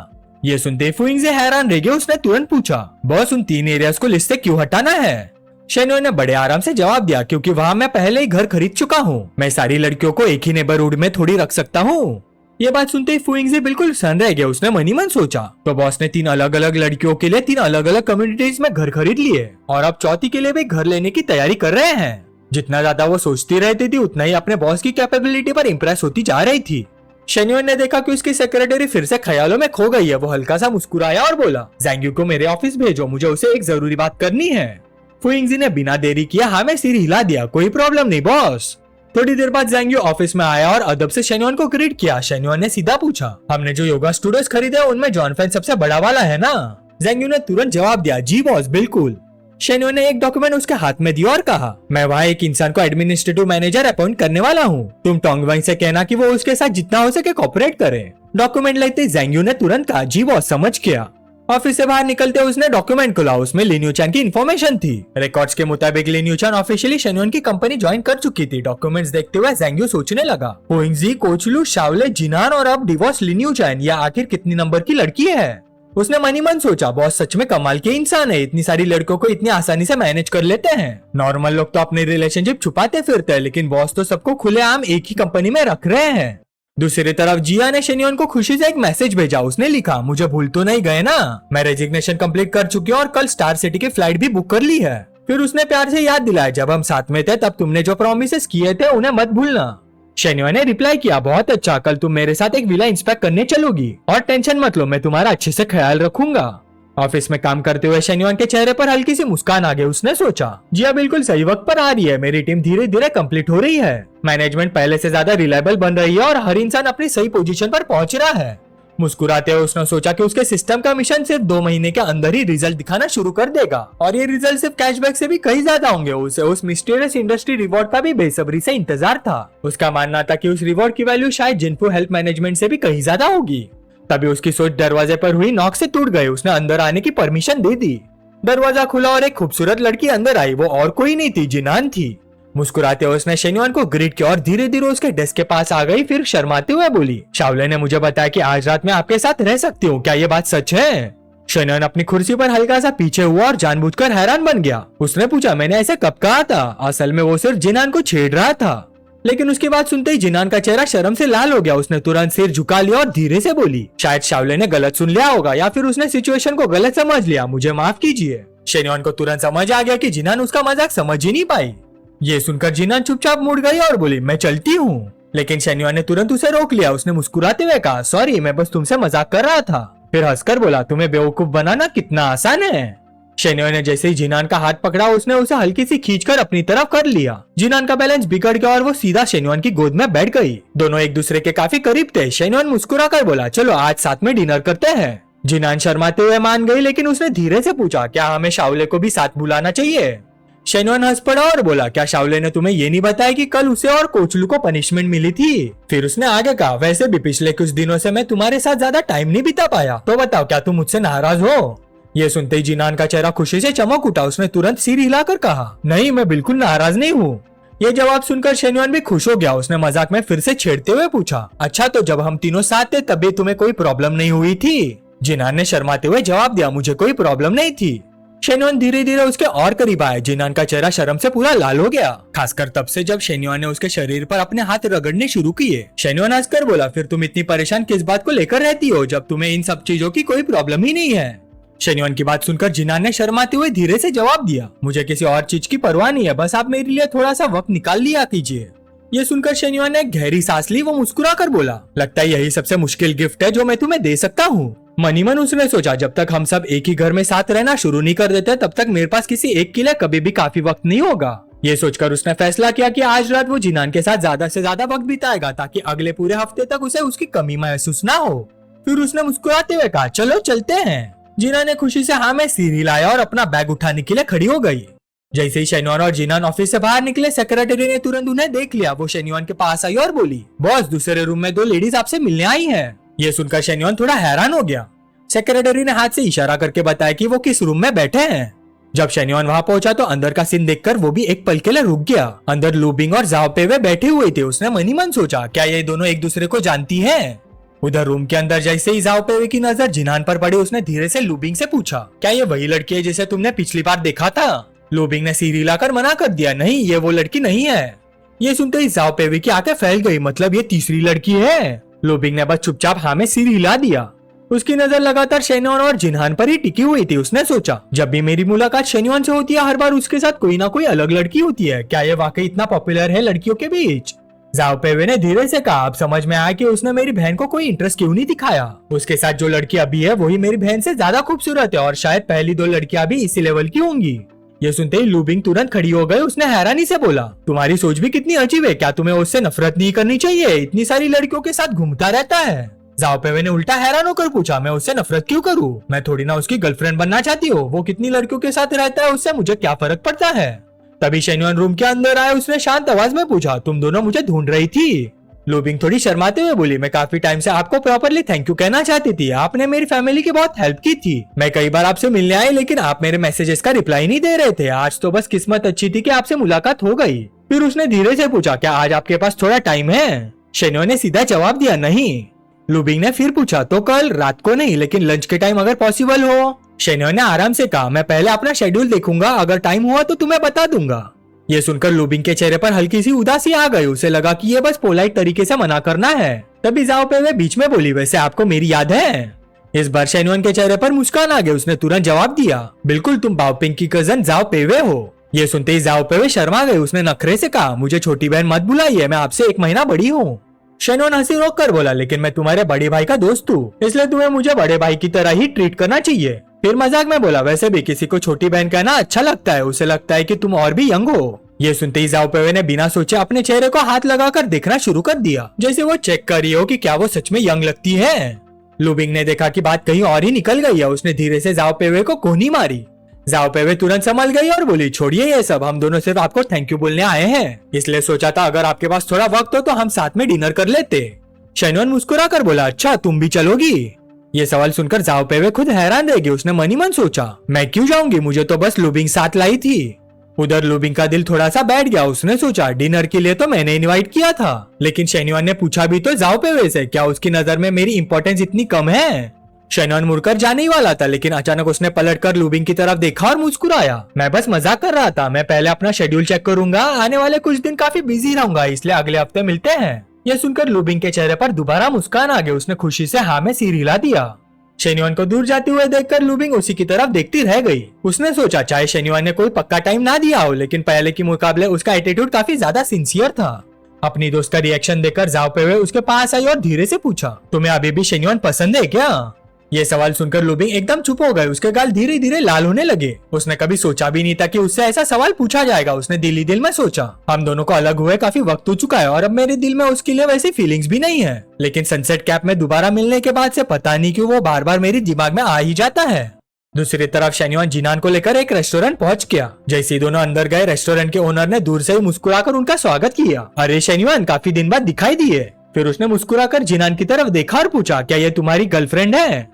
शेन्युन ने बिना झिझक मुस्कुराकर हाँ में सिर हिला दिया, बिल्कुल। उसके बाद उसने दोनों के लिए फ्रेश सी फूड ऑर्डर कर दिया। ओनर ने भी तुरंत हाँ करते हुए कहा, अभी तैयार करवा देता हूँ। जब जिनान ने शेन्युन को खुद उसे अपनी गर्लफ्रेंड कहते हुए सुना, उसका दिल खुशी से भर गया। सिर्फ इसलिए नहीं कि शेन्युन ने उसे अपनी फेवरेट रेस्टोरेंट में लाया था, बल्कि इसलिए भी क्योंकि उसने खुलेआम मान लिया था कि जिनान उसकी गर्लफ्रेंड है। कुछ देर बाद उनका खाना आ गया। जब शेन्युन खाना खाने लगा, जिनान चुपचाप उसके लिए एक एक करके श्रिम्प छीलने लगी। हर श्रिम्प को साफ करके बड़े ध्यान से शेन्युन की प्लेट में रखती जा रही थी। ये देखकर शेन्युन ने उसका हाथ रोक लिया। वो बोला, मेरे लिए श्रिम्प मत छीलो, पहले अपना खाना आराम से खाओ, उसके बाद बस ऑयस्टर्स का मीट निकाल देना। जिनान ने मुस्कुराते हुए हाँ कर दी। फिर उसने श्रिम्प खत्म करने के बाद ऑयस्टर्स के शेल खोलकर उनका मीट निकालना शुरू कर दिया। ये सब देखकर रेस्टोरेंट में बैठे दूसरे आदमी अंदर ही अंदर जलने लगे। सबके दिमाग में बस एक ही बात चल रही थी, शेन्युन कितना लकी है, उसकी गर्लफ्रेंड सिर्फ खूबसूरत और फिट ही नहीं बल्कि इतनी केयरिंग और समझदार भी है। कि जलन भरी नजरों के बीच शेन्युन और जिनान ने आराम से अपना डिनर खत्म किया। थोड़ी देर बाद दोनों व्हील टावर होटल के एलिवेटर में खड़े थे। शेन्युन ने जिनान की तरफ देखकर पूछा, तुम लोग अभी कहाँ रह रहे हो और क्या स्कूल के डॉर्म्स में अभी भी रह सकते हो? जिनान ने जवाब दिया, कुछ दिन और रह सकते हैं, लेकिन फ्राइडे तक हमें डॉर्म छोड़ना होगा। ये सुनकर शेन्युन बोला, मैं तुम दोनों के लिए कंपनी के पास ही एक अपार्टमेंट ढूंढ लेता हूँ, वैसे भी अगले सेमेस्टर में वहीं से कॉलेज आना जाना आसान रहेगा। जिनान ने शर्माते हुए मना कर दिया, नहीं, आपको इतनी तकलीफ लेने की जरूरत नहीं है, हम खुद भी रूम रेंट पर ले सकते हैं। शेन्युन ने कीकार्ड से रूम का दरवाजा खोलते हुए कहा, मेरी गर्लफ्रेंड को खुद रूम ढूंढने की जरूरत नहीं है, मैं सब अरेंज कर दूंगा। जिनान ने बस धीरे से हाँ में सिर हिला दिया। जैसे ही डोर खुला, शेन्युन एक पल के लिए हैरान रह गया। रूम के अंदर कोचलू आराम से कुर्सी पर पैर चढ़ाकर बैठी हुई खाना खा रही थी। दोनों की नजरें मिली और एक साथ दोनों के मुंह से निकला, तुम यहाँ क्या कर रहे हो? कोचलू ने थोड़ी झिझक के साथ मुस्कुरा कर कहा, मुझे मजबूरन नीचे वाले रूम में शिफ्ट होना पड़ा, ऊपर नए लोग आए हैं और बहुत शोर मचा रहे हैं। शेन्युन ने सिर हिलाकर बात मान ली, लेकिन उसने मनी मन सोचा, मैंने लू मंगलू के लिए ये होटल का लॉन्ग टर्म रूम लिया था, लेकिन अपार्टमेंट खरीदने के बाद ये रूम तो लगभग यूज ही नहीं हुआ, और इत्तेफाक तो देखो ये रूम भी इसी फ्लोर के पास ही निकला।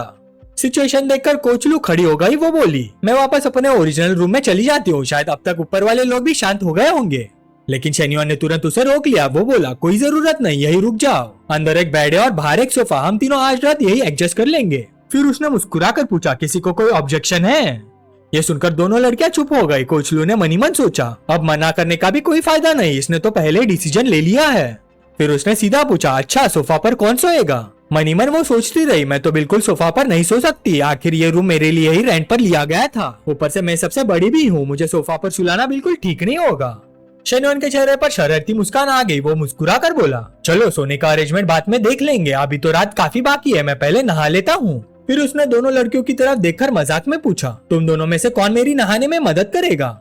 ये सुनते ही कोचलू और जिनान दोनों एक साथ शॉक हो गई। दोनों ने बस एक दूसरे की तरफ देखा। बिना कुछ कहे ही दोनों के दिमाग में एक ही ख्याल आया, लगता है हमें मिलकर ही इसकी हेल्प करनी पड़ेगी।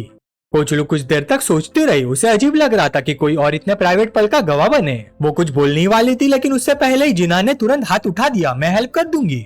ये देखकर कोचलू हैरान रह गई। उसने मनी मन सोचा, ये कितनी जल्दी बोल गई, क्या मैं सच में बुढ़ी हो रही हूँ? क्या मेरी रिफ्लेक्स एक 20 साल की लड़की से इतनी स्लो हो गई है? डिसीजन होने के बाद जिनान शेन्युआन के पास है और उसकी नहाने की तैयारी में मदद करने लगी। उसकी नजर बार बार शेन्युआन के फिट और मजबूत बॉडी पर जा रही थी। उसके गाल शर्म से लाल हो गए। उसने सोचा, कितनी बार देख चुकी हो, फिर भी हर बार इसे देखकर हैरान रह जाती हूँ। थोड़ी देर बाद दोनों बाथरूम के अंदर थे। शेन्युआन ने देखा कि जिनान के चेहरे पर प्यारी सी मुस्कान थी। उसने पूछा, तुम इतनी खुश क्यों लग रही हो, सिर्फ मेरी हेल्प ही तो कर रही हो? जिनान ने शर्माते हुए धीरे से जवाब दिया, बस आज मेरा मूड बहुत अच्छा है। शेन्युआन मुस्कुरा कर बोला, तुम्हें दूसरों की हेल्प करना इतना पसंद है? शेन्युआन के पीछे खड़े होकर जिनान उसकी मजबूत शरीर को सहलाती रही। जिनान ने हल्का सा हंसकर कहा, जब बात आपकी हो तो मुझे ये सब करके बहुत खुशी मिलती है। जिनान के बोलने के बाद शेन्युआन अचानक आगे बढ़ा और उसे एक प्यारा सा किस कर दिया, यू सिली गर्ल। इसके बाद बाथटब के अंदर पानी की तेज लहरें उठने लगी और ये सिर्फ इमेजिनेशन की बात थी कि इतनी जोरदार हलचल किस वजह से हुई। बाहर बैठी कोचलू बस वो आवाज सुनती रही। उसके गाल धीरे धीरे लाल होने लगे। उसने मनी मन सोचा, आज रात तो शायद नींद ही ना आए। फिर उसने अफसोस करते हुए सोचा, काश मैं बस आधा सेकंड और तेज होती तो वॉलंटियर मैं करती। लगभग 40 मिनट के बाद बाथरूम बिल्कुल शांत हो गया। थोड़ी देर बाद शेन्युआन और जिनान बाहर आ गए। जिनान ने शेन्युआन को उसके कपड़े दिए और धीरे से पूछा, आज रात हम तीनों का सोने का अरेंजमेंट कैसा होगा? शेन्युआन कपड़े पहनते हुए उसके पास है और शरारती मुस्कान के साथ बोला, तुम्हारे हिसाब से क्या होना चाहिए? मनी मन उसने सोचा, किसी एक को सोफा पर सुलाना बिल्कुल फेयर नहीं होगा, मेरे लिए सब बराबर हैं। ये सुनकर जिनान ने तुरंत कहा, मैं सोफा पर सो जाऊंगी, मुझे कोई प्रॉब्लम नहीं है। लेकिन शेन्युआन ने बिना सोचे तुरंत मना कर दिया, नहीं, कोई सोफा पर नहीं सोएगा। थोड़ी देर बाद तीनों लिविंग एरिया में आ गए। शेन्युआन कोचलू के पास गया और मुस्कुराते हुए कहा, रात अभी बहुत लंबी है, क्यों ना कुछ इंटरेस्टिंग किया जाए। कोचलू ने उसकी शक्ल देखते ही समझ लिया कि वो फिर से कोई शरारत सोच रहा है। उसने आंखें सिकुड़कर पूछा, अब क्या प्लान बना रहे हो तुम? फिर सख्ती से बोले, अगर फिर से तुम्हारे अजीब गेम्स में से कोई है तो मैं बिल्कुल पार्टिसिपेट नहीं करूंगी। शेन्युआन ने सीधा साधा चेहरा बनाया और बोला, तुम क्या सोच रही हो, मैं तो बस एक नॉर्मल एक्टिविटी की बात कर रहा हूँ। चलो मोजोंग खेलते हैं, 3 लोग भी आराम से खेल सकते हैं। फिर उसने कोचलू से कहा, रूम मैनेजर को कॉल करके एक ऑटोमेटिक मोजोंग टेबल मंगवा लो। उसके बाद उसने जिनान की तरफ देखा और पूछा, तुम्हें मोजोंग खेलना आता है? जिनान ने शर्माते हुए जवाब दिया, थोड़ा बहुत। ये सुनकर कोचलू ने अपना फोन निकाला और कहा कि वो मैनेजर को फोन करेगी। उसने तुरंत फोन किया और बोली, एक ऑटोमेटिक मोजोंग टेबल हमारे रूम में भेज दीजिए, हम लोग मोजोंग खेलना चाहते हैं। उधर से तुरंत जवाब आया, जी मैम, अभी भेज देता हूँ। कॉल खत्म होने के कुछ ही पल बाद कोचलू अचानक अपने पीछे से एक जोर की आवाज सुनकर चौंक गई। उसी वक्त शेन्युआन ने मजाक करते हुए जिनान की तरफ इशारा किया और नाटक करते हुए बोला, अरे जिनान, तुम क्या कह रही थी, शाओले भी मोजोंग खेलने आ रही है? शेन्युआन ने ड्रामा करते हुए कहा, नहीं, हम शाओले को नहीं बुला सकते, वो आई तो कोचलू से फिर झगड़ा हो जाएगा। जिनान एकदम कंफ्यूज हो गई। उसने मनी मन सोचा, मैंने कब कहा कि मैं शाओले को बुलाऊंगी? तभी कोचलू उन दोनों के पास आई और बोली, उसे भी बुला लो, वैसे भी हम सिर्फ मोजोंग तो खेलेंगे, 4 लोग होंगे तो गेम और मजेदार होगा। ये सुनते ही शेन्युआन अंदर ही अंदर खुशी से झूम उठा, लेकिन बाहर से वो अभी भी ऐसा एक्ट कर रहा था जैसे उसे बहुत सोचना पड़ रहा हो। कोचलू ने फिर वादा किया, चाहे कुछ भी हो जाए मैं शाओले से बिल्कुल झगड़ा नहीं करूंगी, वो मुझे कुछ भी कहे मैं जवाब भी नहीं दूंगी। तब जाकर शेन्युआन ने नाटक करते हुए हाँ कर दी। जिनान बस चुपचाप ये सब देखती रही। उसने मनी मन सोचा, शेन्युआन की एक्टिंग सच में कमाल की है।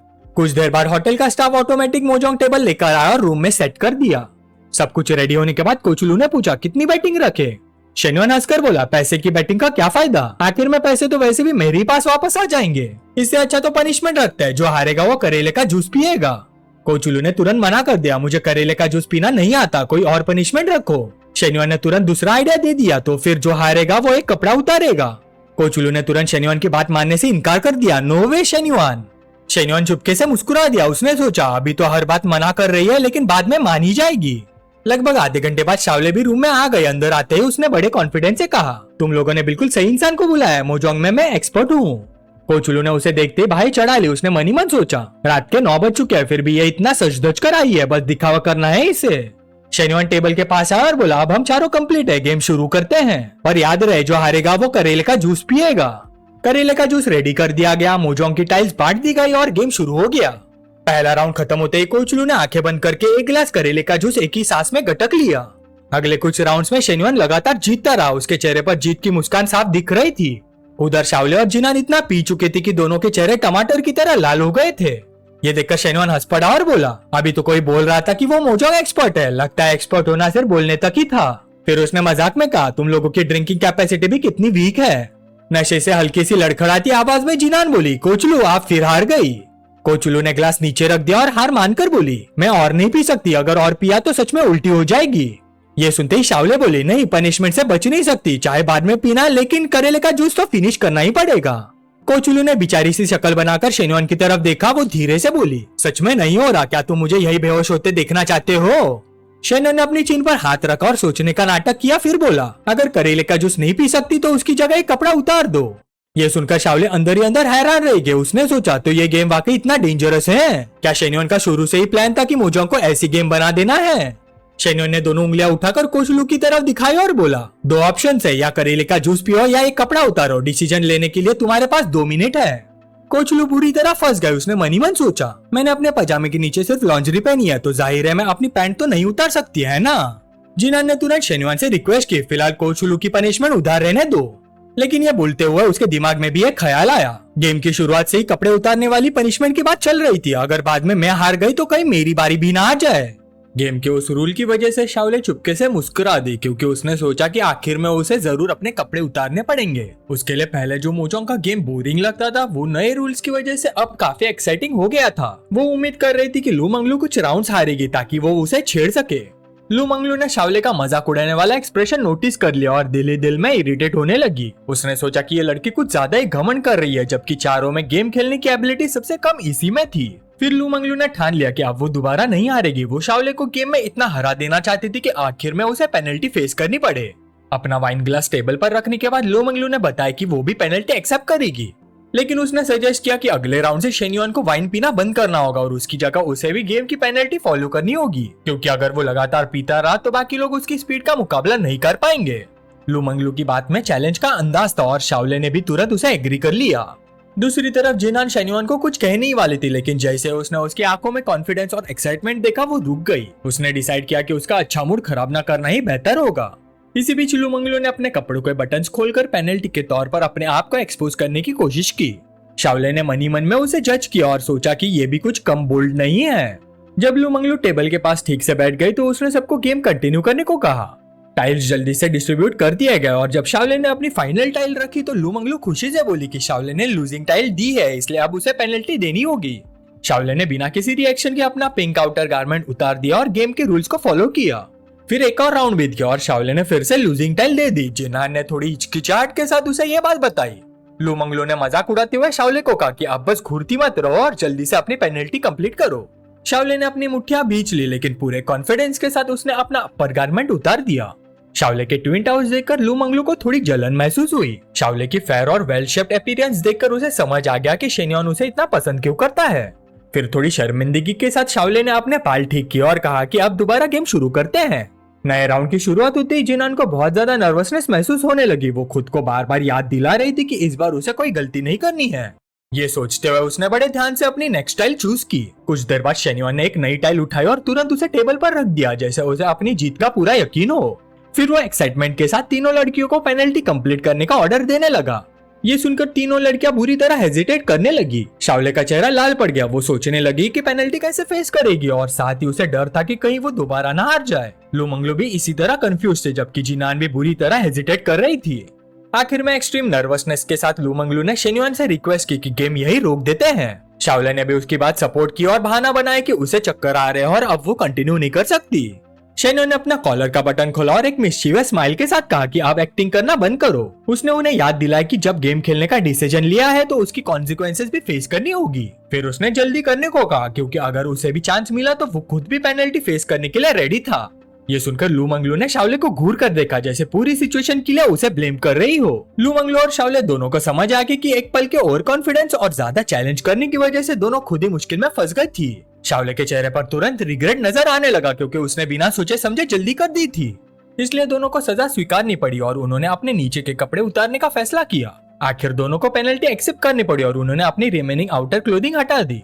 जिनान के लिए उसकी पहली हार थी। वो अब सिर्फ अपने बाथरूम में रह गई थी और उसके पास साई करने के अलावा कोई चॉइस नहीं थी। शेन्युआन खुशी से बोला कि गेम कंटिन्यू करो। शेन्युआन दिल में काफी सेटिस्फाइड था। भले उसने पहले भी उन्हें देखा था लेकिन इस तरह उन्हें एम्बैरेस्ड और हेजिटेंट देखना उसके लिए बिल्कुल नया एक्सपीरियंस था। इसीलिए वो लगातार उन्हें गेम कंटिन्यू करने के लिए प्रोवोक करता रहा। शाओले और लू मंगलू ने एक दूसरे की तरफ देखा। दोनों को एक ही वक्त पर बुरा सा फीलिंग हुआ क्योंकि उन्हें रियलाइज हो गया था कि शायद वो शेन्युआन के बिछाए हुए ट्रैप में फंस चुकी हैं। उनके कुछ समझ पाने से पहले शेन्युआन ने मोजोंग की परफेक्ट सेट बनाकर जोर से अपनी जीत अनाउंस कर दी। खुशी से उसने लड़कियों को पेनल्टी देने के लिए कहा और याद दिलाया कि इस बार पेनल्टी डबल होगी। ये सुनकर लू मंगलू ने मोजोंग की टाइल को हिला दिया और शक करते हुए पूछा कि कहीं शेन्युआन चीटिंग तो नहीं कर रहा था। शाओले भी गेम छोड़ने के लिए खड़ी हो गई लेकिन जैसे ही वो जाने वाली थी शेन्युआन ने मिस्चीवियस एक्सप्रेशन के साथ उसे रोक लिया और पूछा कि क्या वो पेनल्टी से भागने वाली थी। शाओले ने जोर देकर कहा कि शेन्युआन ने जानबूझकर चीटिंग की है ताकि वो उन्हें हराकर एम्बैरेस कर सके। शेन्युआन ने मोजोंग टेबल पर हाथ मारा और अपना बचाव करते हुए कहा कि वो चीटिंग कर ही नहीं सकता क्योंकि गेम मशीन होटल के मैनेजर की तरफ से आई थी। उसने ये भी याद दिलाया कि गेम खेलने का सजेशन लू मंगलू ने ही दिया था और सभी ने रूल्स पर एग्री किया था। इसलिए उस पर ये इल्जाम लगाना गलत था कि उसने पहले से पूरा प्लान बनाया हुआ था। हिचकिचाते हुए लू मंगलू ने रिक्वेस्ट की क्या वो उनका पेनल्टी का हिसाब बाद में सेटल कर सकते हैं या फिर प्राइवेट में पेनल्टी कंप्लीट कर सकती हैं। लेकिन शेन्युआन ने साफ मना कर दिया क्योंकि उन्होंने गेम में पैसे नहीं लगाए थे। लू मंगलू ने कहा कि अगर पेनल्टी डबल कर दी गई तो उन तीनों को अपनी सारी चीजें हटानी पड़ेंगी। इस पर शेन्युआन ने मिस्चीवियस अंदाज में एक अल्टरनेटिव सजेस्ट किया। हर एक को उसे 10 मिनट तक किस करना होगा। शाओले ने तुरंत ऑफर एक्सेप्ट कर लिया क्योंकि उसने सोचा कि 10 मिनट की किसिंग पेनल्टी फेस करना पूरी तरह से कपड़े उतारने से बेहतर है। जब शेन्युआन ने लू मंगलू और जिनान से उनका डिसीजन पूछा तो लू मंगलू हिचकिचाई और सोचा कि क्या उसके पास कोई और ऑप्शन भी है। शेन्युआन ने बेपरवाही से कहा कि अगर उसे किस नहीं करना तो वो दूसरी पेनल्टी चूज कर सकती है। ये सुनते ही लू मंगलू ने तुरंत शेन्युआन को रोक दिया और एग्री कर लिया। जिनान ने भी तुरंत उसकी बात मान ली। तब शाओले ने पूछा कि क्या वो शुरू कर सकते हैं। शेन्युआन ने उसे गले लगाया और कहा कि जल्दी करने की कोई जरूरत नहीं है।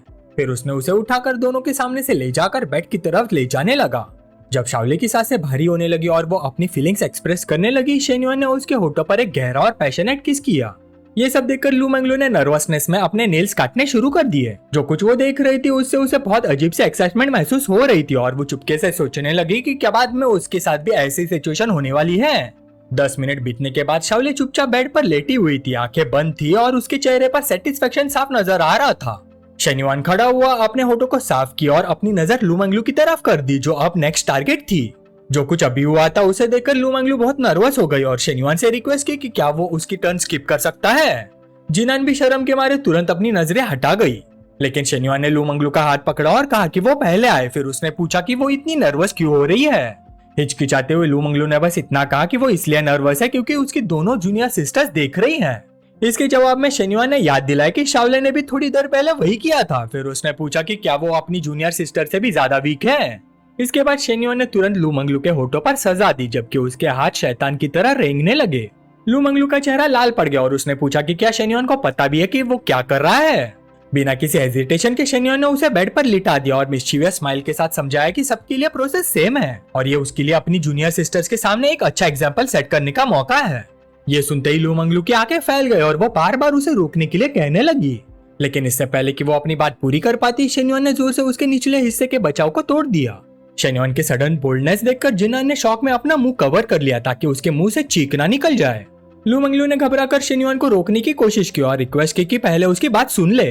दिल ही दिल में वो खुद भी सोच रही थी कि उसकी सिचुएशन इतनी जल्दी यहाँ तक कैसे पहुंच गई। आखिर उसने तो बस थोड़ी देर पहले शाओले को टीज किया था।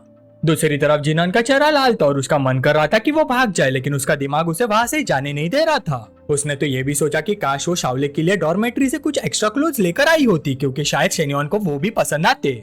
ये सोचते हुए जिन्नान ने बस अपना सिर पकड़ लिया और सोचा कि सिर्फ उसका बॉडी स्ट्रेंज बिहेव नहीं कर रहा था बल्कि उसकी थिंकिंग भी अजीब होती जा रही थी। इसी बीच शाओले चुपके से सिचुएशन ऑब्जर्व कर रही थी। उसने सोचा कि वो लोग मोजोंग खेलने के लिए बैठे थे और उनका गेम तो जैसे पोकर गेम बन गया था और अब उनमें 4 प्लेयर्स तक पहुंच गए थे। फिर उसने सोचा कि क्या कभी ऐसा भी दिन आएगा जब प्लेयर्स की संख्या 5 या 6 हो जाएगी, और ये सोचते हुए दिल में उसने इस पूरी सिचुएशन के लिए शेन्युआन को कोसना शुरू कर दिया। फिर बारी आई लू मंगलू और शेन्युआन की। जब शेन्युआन ने धीरे से उसे पूछा कि क्या वो उसे माफ करेगी, तो लू मंगलू बहुत ज्यादा हिचकिचाने लगी। काफी सोचने के बाद उसे डर हुआ कि अगर उसने शेन्युआन की बात नहीं मानी तो शायद वो उसे छोड़कर किसी और को चूज कर लेगा। इसलिए उसने बस अपनी आंखें बंद कर ली और खुद को समझाया कि अब जो होना है होने दो, क्योंकि उस रात तक तो सभी इस सिचुएशन में शामिल हो चुके थे। इसके बाद वो दोनों एक दूसरे के बहुत करीब आ गए, जबकि बाकी दो उन्हें देख रही थी। कमरे में भारी सांसें और उत्तेजक आवाजों के अलावा कुछ और सुनाई नहीं दे रहा था, क्योंकि शेन्युआन लगातार आगे बढ़ रहा था। पर अचानक सब कुछ रुक गया, जिससे जिनान और शाओले दोनों हैरान रह गई। शेन्युआन ने धीरे से लू मंगलू को याद दिलाया कि उसने उसे एग्जाम्पल बनकर सिखाने के लिए कहा था, ना कि सारी एंजॉयमेंट खुद ही रखने के लिए। ये सुनते ही लू मंगलू ने हाँ में जवाब दिया और हाफते हुए कहा कि वो उन्हें सिखाएगी। इसके बाद शेन्युआन ने शाओले और जिनान की तरफ देखा और उन्हें पास आने के लिए कहा ताकि वो अपनी सीनियर सिस्टर को देखकर सीख सके। ऑर्डर सुनते ही शाओले और जिनान जल्दी से पास आकर उसकी बात सुनने लगी। लू मंगलू ने उन्हें समझाया कि उन्हें अपनी आवाज और मूवमेंट्स को रोकना नहीं चाहिए, बल्कि उन्हें शेन्युआन का रिदम फील करके उसके अकॉर्डिंग अपनी मूवमेंट्स और रिएक्शन को एडजस्ट करना चाहिए। ये कहने के बाद लू मंगलू लेट गए और शेन्युआन ने पीछे से अपनी लंबी तेज तलवार निकाली, जिसे लू मंगलू ने तुरंत अपनी बड़ी शील्ड से रोक लिया। समझाते हुए उसने आगे कहा कि जब शेन्युआन उनकी तरफ से अटैक करे तो वो पोजीशन चेंज करने का सिग्नल होता है। उसने कहा कि यही उसके एक्सपीरियंस का पूरा सार था। फिर वक्त तेजी से बीत गया और आधी रात भी पार हो गई। 1 के मुकाबले 3 की जबरदस्त फाइट के साथ जिनान, शाओले और लू मंगलू तीनों बिल्कुल थककर सब्जियों की तरह बेड पर गिर गई। शेन्युआन के नॉन स्टॉप अटैक्स के सामने तीनों बुरी तरह हार चुकी थी। तीनों लड़कियों के सिर के ऊपर जो फेवरेबिलिटी पॉइंट्स दिख रहे थे वो अब 67, 76 और 96 थे। बाथरूम से बाहर आने के बाद शेन्युआन कंफ्यूजन में सोचने लगा कि जिनान के पॉइंट्स 2 बढ़ कैसे गए, जबकि शाओले के 2 कम हो गए। आखिर उसने भी तो पहले काफी एंजॉय किया था। उस वक्त बेड पर शाओले धीरे धीरे सिसक रही थी। ये देखकर शेन्युआन उसके पास गया और सॉफ्टली पूछा कि वो क्यों रो रही है। उसने शाओले की आंखों के किनारे से आंसू पोंछे और पूछा कि क्या वो उससे नाराज है। शाओले ने कोई जवाब नहीं दिया तो शेन्युआन ने उसे गले लगा लिया और हिचकिचाते हुए पूछा कि क्या उसने पहले कुछ ऐसा किया था जो उसे पसंद नहीं आया। थोड़ी नाराजगी के साथ शाओले ने कंप्लेन किया कि शेन्युआन उसे बुली कर रहा था। उसने कहा कि उसके पास पहले से ही 2 कंपेनियंस थे, फिर भी उसने उसे जानबूझकर बुलाया सिर्फ उसका मजाक बनाने के लिए, जो उसके लिए बहुत ज्यादा क्रूएल था। शेन्युआन उसके आंसू पोंछता रहा और समझाते हुए बोला कि ये बुलिंग नहीं थी। उसने कहा कि 3 लड़कियां एक अकेले और कमजोर बॉडी वाले उसके खिलाफ थी, इसलिए असल में तो उन तीनों ने ही उसकी सारी एनर्जी खत्म कर दी थी। रोते हुए शाओले ने शेन्युआन को बदतमीज और बेशरम कहा और डिक्लेयर कर दिया कि उसके किए के बाद वो अब उसे बात नहीं करेगी। शेन्युआन ने उसे शांत करने की कोशिश की और कहा कि रोना बंद करे। उसने प्रॉमिस किया कि अगली बार वो उन्हें दोबारा बुली नहीं करेगा।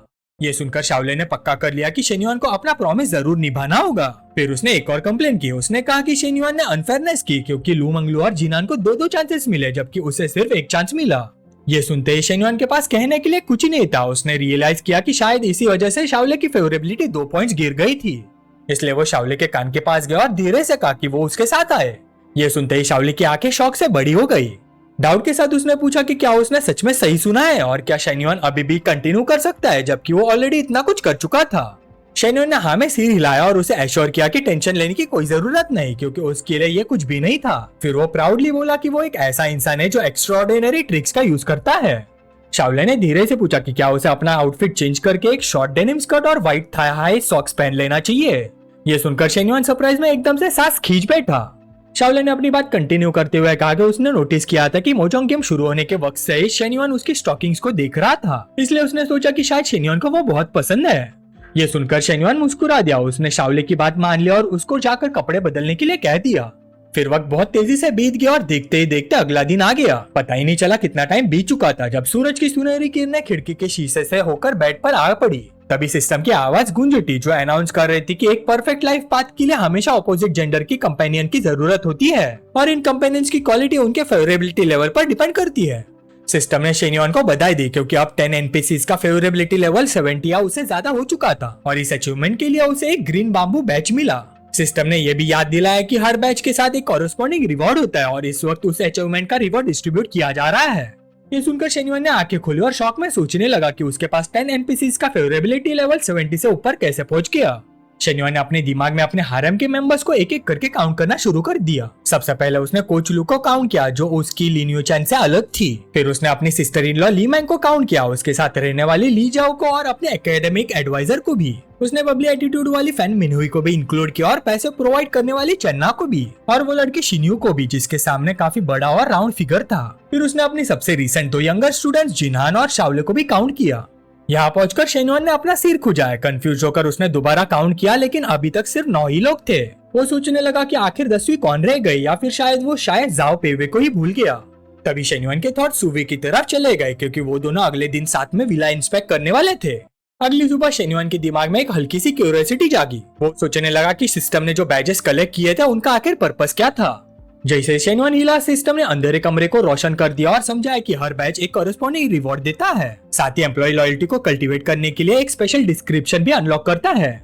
सिस्टम ने शेन्युआन को एम्प्लॉय लॉयल्टी लेवल 1 मेंटेन करने पर कांग्रेचुलेट किया और उसे हर एम्प्लॉय की लॉयल्टी देखने की एबिलिटी दी। शेन्युआन ने तुरंत समझ लिया कि इस पावर से वो प्रॉब्लम्स को पहले ही प्रिवेंट कर सकता है या फिर ज्यादा रिस्पॉन्सिबल एम्प्लॉयज को ग्रेटर रिस्पॉन्सिबिलिटीज दे सकता है। लॉन्ग जिनहान और शाओले की ऑलरेडी हाई लॉयल्टी देखकर शेन्युआन को रियलाइज हुआ कि उसके लिए उनकी अफेक्शन उनकी कंपनी के प्रति डेडिकेशन को बहुत तेजी से स्ट्रॉन्ग कर रही थी। सिर्फ कुछ दिन बीतने के बाद ही सिस्टम ने 2 फीमेल एम्प्लॉयज की लॉयल्टी कल्टीवेट करने के लिए उसे रिवॉर्ड दे दिया। फिर भी शेन्युआन के दिमाग में एक सवाल था, क्या वाकई डिजायर ही इंसान की सफरिंग का सोर्स है? और उसका एक्सपी सिस्टम भी उसे अंदर से काफी शेडी लग रहा था। इन रिजर्वेशंस के बावजूद शेन्युआन सिस्टम की पोटेंशियल को लेकर क्यूरियस हो गया। वो सोचने लगा कि उसकी लेडी नाइट्स के अंदर और कौन कौन सी अनएक्सप्लोर्ड डिजायर छुपी हुई हैं, और उसके दिमाग में उन्हें थोड़ा प्लेफुल तरीके से एक्सप्लोर करने का ख्याल आया। सिस्टम ने अनाउंस किया कि लॉन्ग जिनहान के एक्सपी पर डोमिनेशन हो चुका है। ये सुनकर शेन्युआन ने डार्कली सोचा कि शायद लॉन्ग जिनहान के साथ अब काइंडनेस वाला अप्रोच काम नहीं करेगा और उनके बीच का डायनेमिक बदलने वाला है। शेन्युआन सिस्टम की एक और रेवलेशन सुनकर स्टन रह गया। शाओले की कुछ बहुत ही स्पेसिफिक पर्सनल प्रेफरेंसेस के बारे में जानकर वो जेन्युइनली शॉक था, क्योंकि उसके सामने लोगों की पर्सनल डिजायर्स के रेवलेशन दिन ब दिन और भी अजीब होते जा रहे थे। तभी दरवाजे के पीछे से एक बहुत ही हल्की, लगभग ना सुनाई देने वाली आवाज में शेन्युआन का नाम पुकारा गया। शेन्युआन अपने थॉट से बाहर आया और धीमी आवाज में पूछा कि कौन बुला रहा है। दरवाजे के पास लू मंगलू का लाल हुआ चेहरा और उसका प्लेफुल जेस्चर उसे अपनी तरफ बुलाने का इशारा कर रहा था। शेन्युआन के चेहरे पर सरप्राइज की हल्की सी झलक आई क्योंकि उसने लू मंगलू को शाओले की डिस्टिंक्टिव आउटफिट में देखा। मासूम क्यूरियोसिटी के साथ लू मंगलू ने समझाया कि वो बस देखना चाहते थे कि शाओले के कपड़े उस पर फिट आते हैं या नहीं। शेन्युआन ने और पूछा, लेकिन लू मंगलू के गालों पर ब्लश और गहरा हो गया। आखिर उसने अपनी असली वजह कन्फेस कर दी। उसे याद था कि शेन्युआन ने एक दिन पहले उस आउटफिट को कितनी एप्रिसिएशन से देखा था। लू मंगलू का ब्लश और गहरा होते ही सिस्टम ने उसकी डीपेस्ट डिजायर्स रिवील कर दी। उसके अंदर एक पॉजेसिव डिजायर थी जिसमें किसी की बिलोंगिंग हासिल करना उसे एक्साइटमेंट देता था। साथ ही वो शेन्युआन के प्रति एब्सोल्यूट लॉयल्टी रखती थी। शेन्युआन एक और बिजार एक्सपी रेवलेशन सुनकर हैरान रह गया। उसने लू मंगलू के इनिशियल एडवांसेस को दोबारा सोचा और वंडर किया कि वो सिर्फ उसकी वेल्थ ही नहीं चाहती थी, बल्कि चन्ना से उसका आदमी भी छीनना चाहती थी। शेन्युआन के दिमाग में लू मंगलू और चन्ना की एक विविड इमेज बनी जहाँ दोनों कॉन्फिडेंटली एक दूसरे के पास खड़ी थी। इससे उसे उनके बीच के कॉम्प्लिकेटेड डायनामिक्स का एहसास हुआ। शेन्युआन थोड़ा पास झुककर टीजिंग स्माइल के साथ पूछने लगा कि क्या शाओले के कपड़े पहनने से उसके अंदर कोई स्पेशल थ्रिल जागता है। ये सुनते ही लू मंगलू के गाल और लाल हो गए। उसने एकदम से सोचा कि क्या शेन्युआन को समहाउ उसका सबसे प्राइवेट सीक्रेट डिस्कवर कर लिया था। शेन्युआन ने उसे जेंटली अपनी भाव में ले लिया और क्वाइटली एश्योर किया कि उसका सीक्रेट उसके पास सेफ रहेगा। उसका आउटफिट भी इस बात का इशारा दे रहा था कि दोनों के बीच एक प्लेफुल और इंटीमेट मूवमेंट शुरू होने वाला था। लू मंगलू का चेहरा ब्लश से भर गया और उसकी सांसें तेज हो गई। फिर वो कुछ कन्फेस करने लगी, लेकिन इमोशंस की वजह से वर्ड्स उसके गले में ही अटक गए। जैसे जैसे वो एक दूसरे की भाव में और करीब आया, उसने उसका नाम लिया और वो दोनों उस पल के जोश में खो गए। फिर कमरा धीरे धीरे एक सॉफ्ट ग्लो में डूब गया और दोनों उस इंटीमेट मूवमेंट में खो गए। आधे घंटे बाद लू मंगलू के चेहरे पर अभी भी हल्की लाली थी और वो उस शांत माहौल में थोड़ी बिखरी हुई सी बैठी थी। शेन्युआन हमेशा की तरह प्रैक्टिकल रहते हुए उसे कपड़े बदलने के लिए कहने लगा। उसे डर था कि अगर शाओले जाग गए और लू मंगलू को इस हाल में देखा तो सिचुएशन काफी ऑकवर्ड हो जाएगी। आंखों में मिशीवियस चमक के साथ लू मंगलू ने टीजिंग टोन में पूछा कि क्या वो शाओले की एक सॉक्स अपने पास रख सकती है। उसकी डिजायर की बाउंड्री टेस्ट करते करते शेन्युआन की पेशेंस खत्म होने लगी और उसने उसकी प्लेफुल लेकिन प्रोवोकेटिव सजेशन को फर्मली रिजेक्ट कर दिया। उसने स्टर्नली समझा कि अगर एक सॉक्स भी मिसिंग हुआ तो तुरंत कॉन्सिक्वेंसेस होंगे। फिर नोइंग लुक के साथ उसने कहा कि अगर उसे सच में कुछ चाहिए तो वो सिंपली मांग सकती है, खासकर क्योंकि पिछले रात के बाद उनके बीच मास्टर डिसाइपल बॉन्डिंग और स्ट्रॉन्ग हो गई थी। लू मंगलू बस मुस्कुरा दी और बोली कि अगर वो सीधा मांग लेगी तो उसकी डिजायर का असली थ्रिल ही खत्म हो जाएगा। आखिर में शेन्युआन ने हार मान ली और उसे कहा कि पहले कपड़े बदले, फिर बाकी सबको जगह दे ताकि सब मिलकर खाना खा सके। ये सुनते ही पजामास पहनकर लू मंगलू चुपचाप दरवाजे की तरफ बढ़ी, रेडी थी कि बाकी सबको जगा सके। रूम में एंटर करते ही लूमंगलू ने पूछा कि लॉन जिनान कितनी देर से जग रही थी। जिनान के गालों पर हल्की सी लाली आ गई और उसने धीरे से कंफर्म किया कि वो अभी अभी उठी थी। लॉन्ग जिनान पिछली रात के बारे में सोचने लगी और उसे लगा कि लूमंगलू की दी हुई बातें उन जैसी इनएक्सपीरियंस लड़कियों के लिए काफी वैल्यूएबल थी। थोड़ी एम्बैरेसमेंट के बावजूद लूमंगलू ने जेंटली शाओले को जगाया और बताया कि शेन्युआन ने उन्हें उठकर खाना खाने के लिए बुलाया है। शाओले ने हल्की सी आवाज में जवाब दिया और धीरे धीरे नींद से बाहर आने लगी। फिर चारों ब्रेकफास्ट टेबल के आसपास इकट्ठा हो गई, रेडी थी कि मिलकर दिन की शुरुआत करे। तभी शाओले के मुंह से कंफ्यूजन की एक हल्की सी आवाज निकली क्योंकि टेबल पर उसका ध्यान किसी अनएक्सपेक्टेड चीज की तरफ चला गया। एक हल्की सी अनफेमिलियर स्मेल उसकी नाक तक पहुंची तो लॉन्जिना ने इंस्टिंक्टिवली अपने कपड़ों को सूंघा। वो अजीब स्मेल को लेकर परेशान रही और अपने कपड़ों पर चिपकी उस अनफेमिलियर सेंट को समझने की कोशिश करती रही। फिर शाओले ने कंफ्यूजन के साथ पूछा कि उसके कपड़ों से ये अनफेमिलियर स्मेल क्यों आ रही है। लूमंगलू ने बिल्कुल बेपरवाह बनने की एक्टिंग करते हुए मजाक में कहा कि शायद शाओले की स्मेल सेंस कुछ ज्यादा ही सेंसिटिव हो गई है। शेन्युआन ने लूमंगलू को नोइंग लुक दिया और बताया कि वो अनफेमिलियर स्मेल शाओले के कपड़े पहनने की वजह से आई है। साथ ही उसने कहा कि फ्यूचर में ऐसी चीजों में थोड़ा डिस्क्रिशन रखनी चाहिए। तभी लॉन जिनान के दिमाग में एक नया थियरी बना। उसने कहा कि शायद पिछली रात उनके कपड़े एक दूसरे के इतने पास रहने की वजह से उनकी स्मेल मिक्स हो गई होंगी। उसने ये भी नोटिस किया कि उसके अपने कपड़ों में भी कुछ ऐसा ही चेंज था। सिंपल एक्सप्लेनेशन सुनकर लूमंगलू की आंखें सरप्राइज से बड़ी हो गई, जबकि शेन्युआन बिल्कुल काम और अनअफेक्टेड अंदाज में खाना खाता रहा। एक्सप्लेनेशन सुनकर शाओले की आंखें अचानक और बड़ी हो गई, जैसे उसे धीरे धीरे मिक्स सैंड के पीछे छुपी हुई असली बात समझ में आ गई हो। अगर आपको वीडियो पसंद आई तो लाइक और शेयर जरूर करना और सब्सक्राइब करो पिकमी को, ताकि आपको मिलती रहे डेली मानवा की कहानियां हिंदी में। अगला पार्ट और भी इंटरेस्टिंग होगा, तो मिलते हैं नेक्स्ट वीडियो में।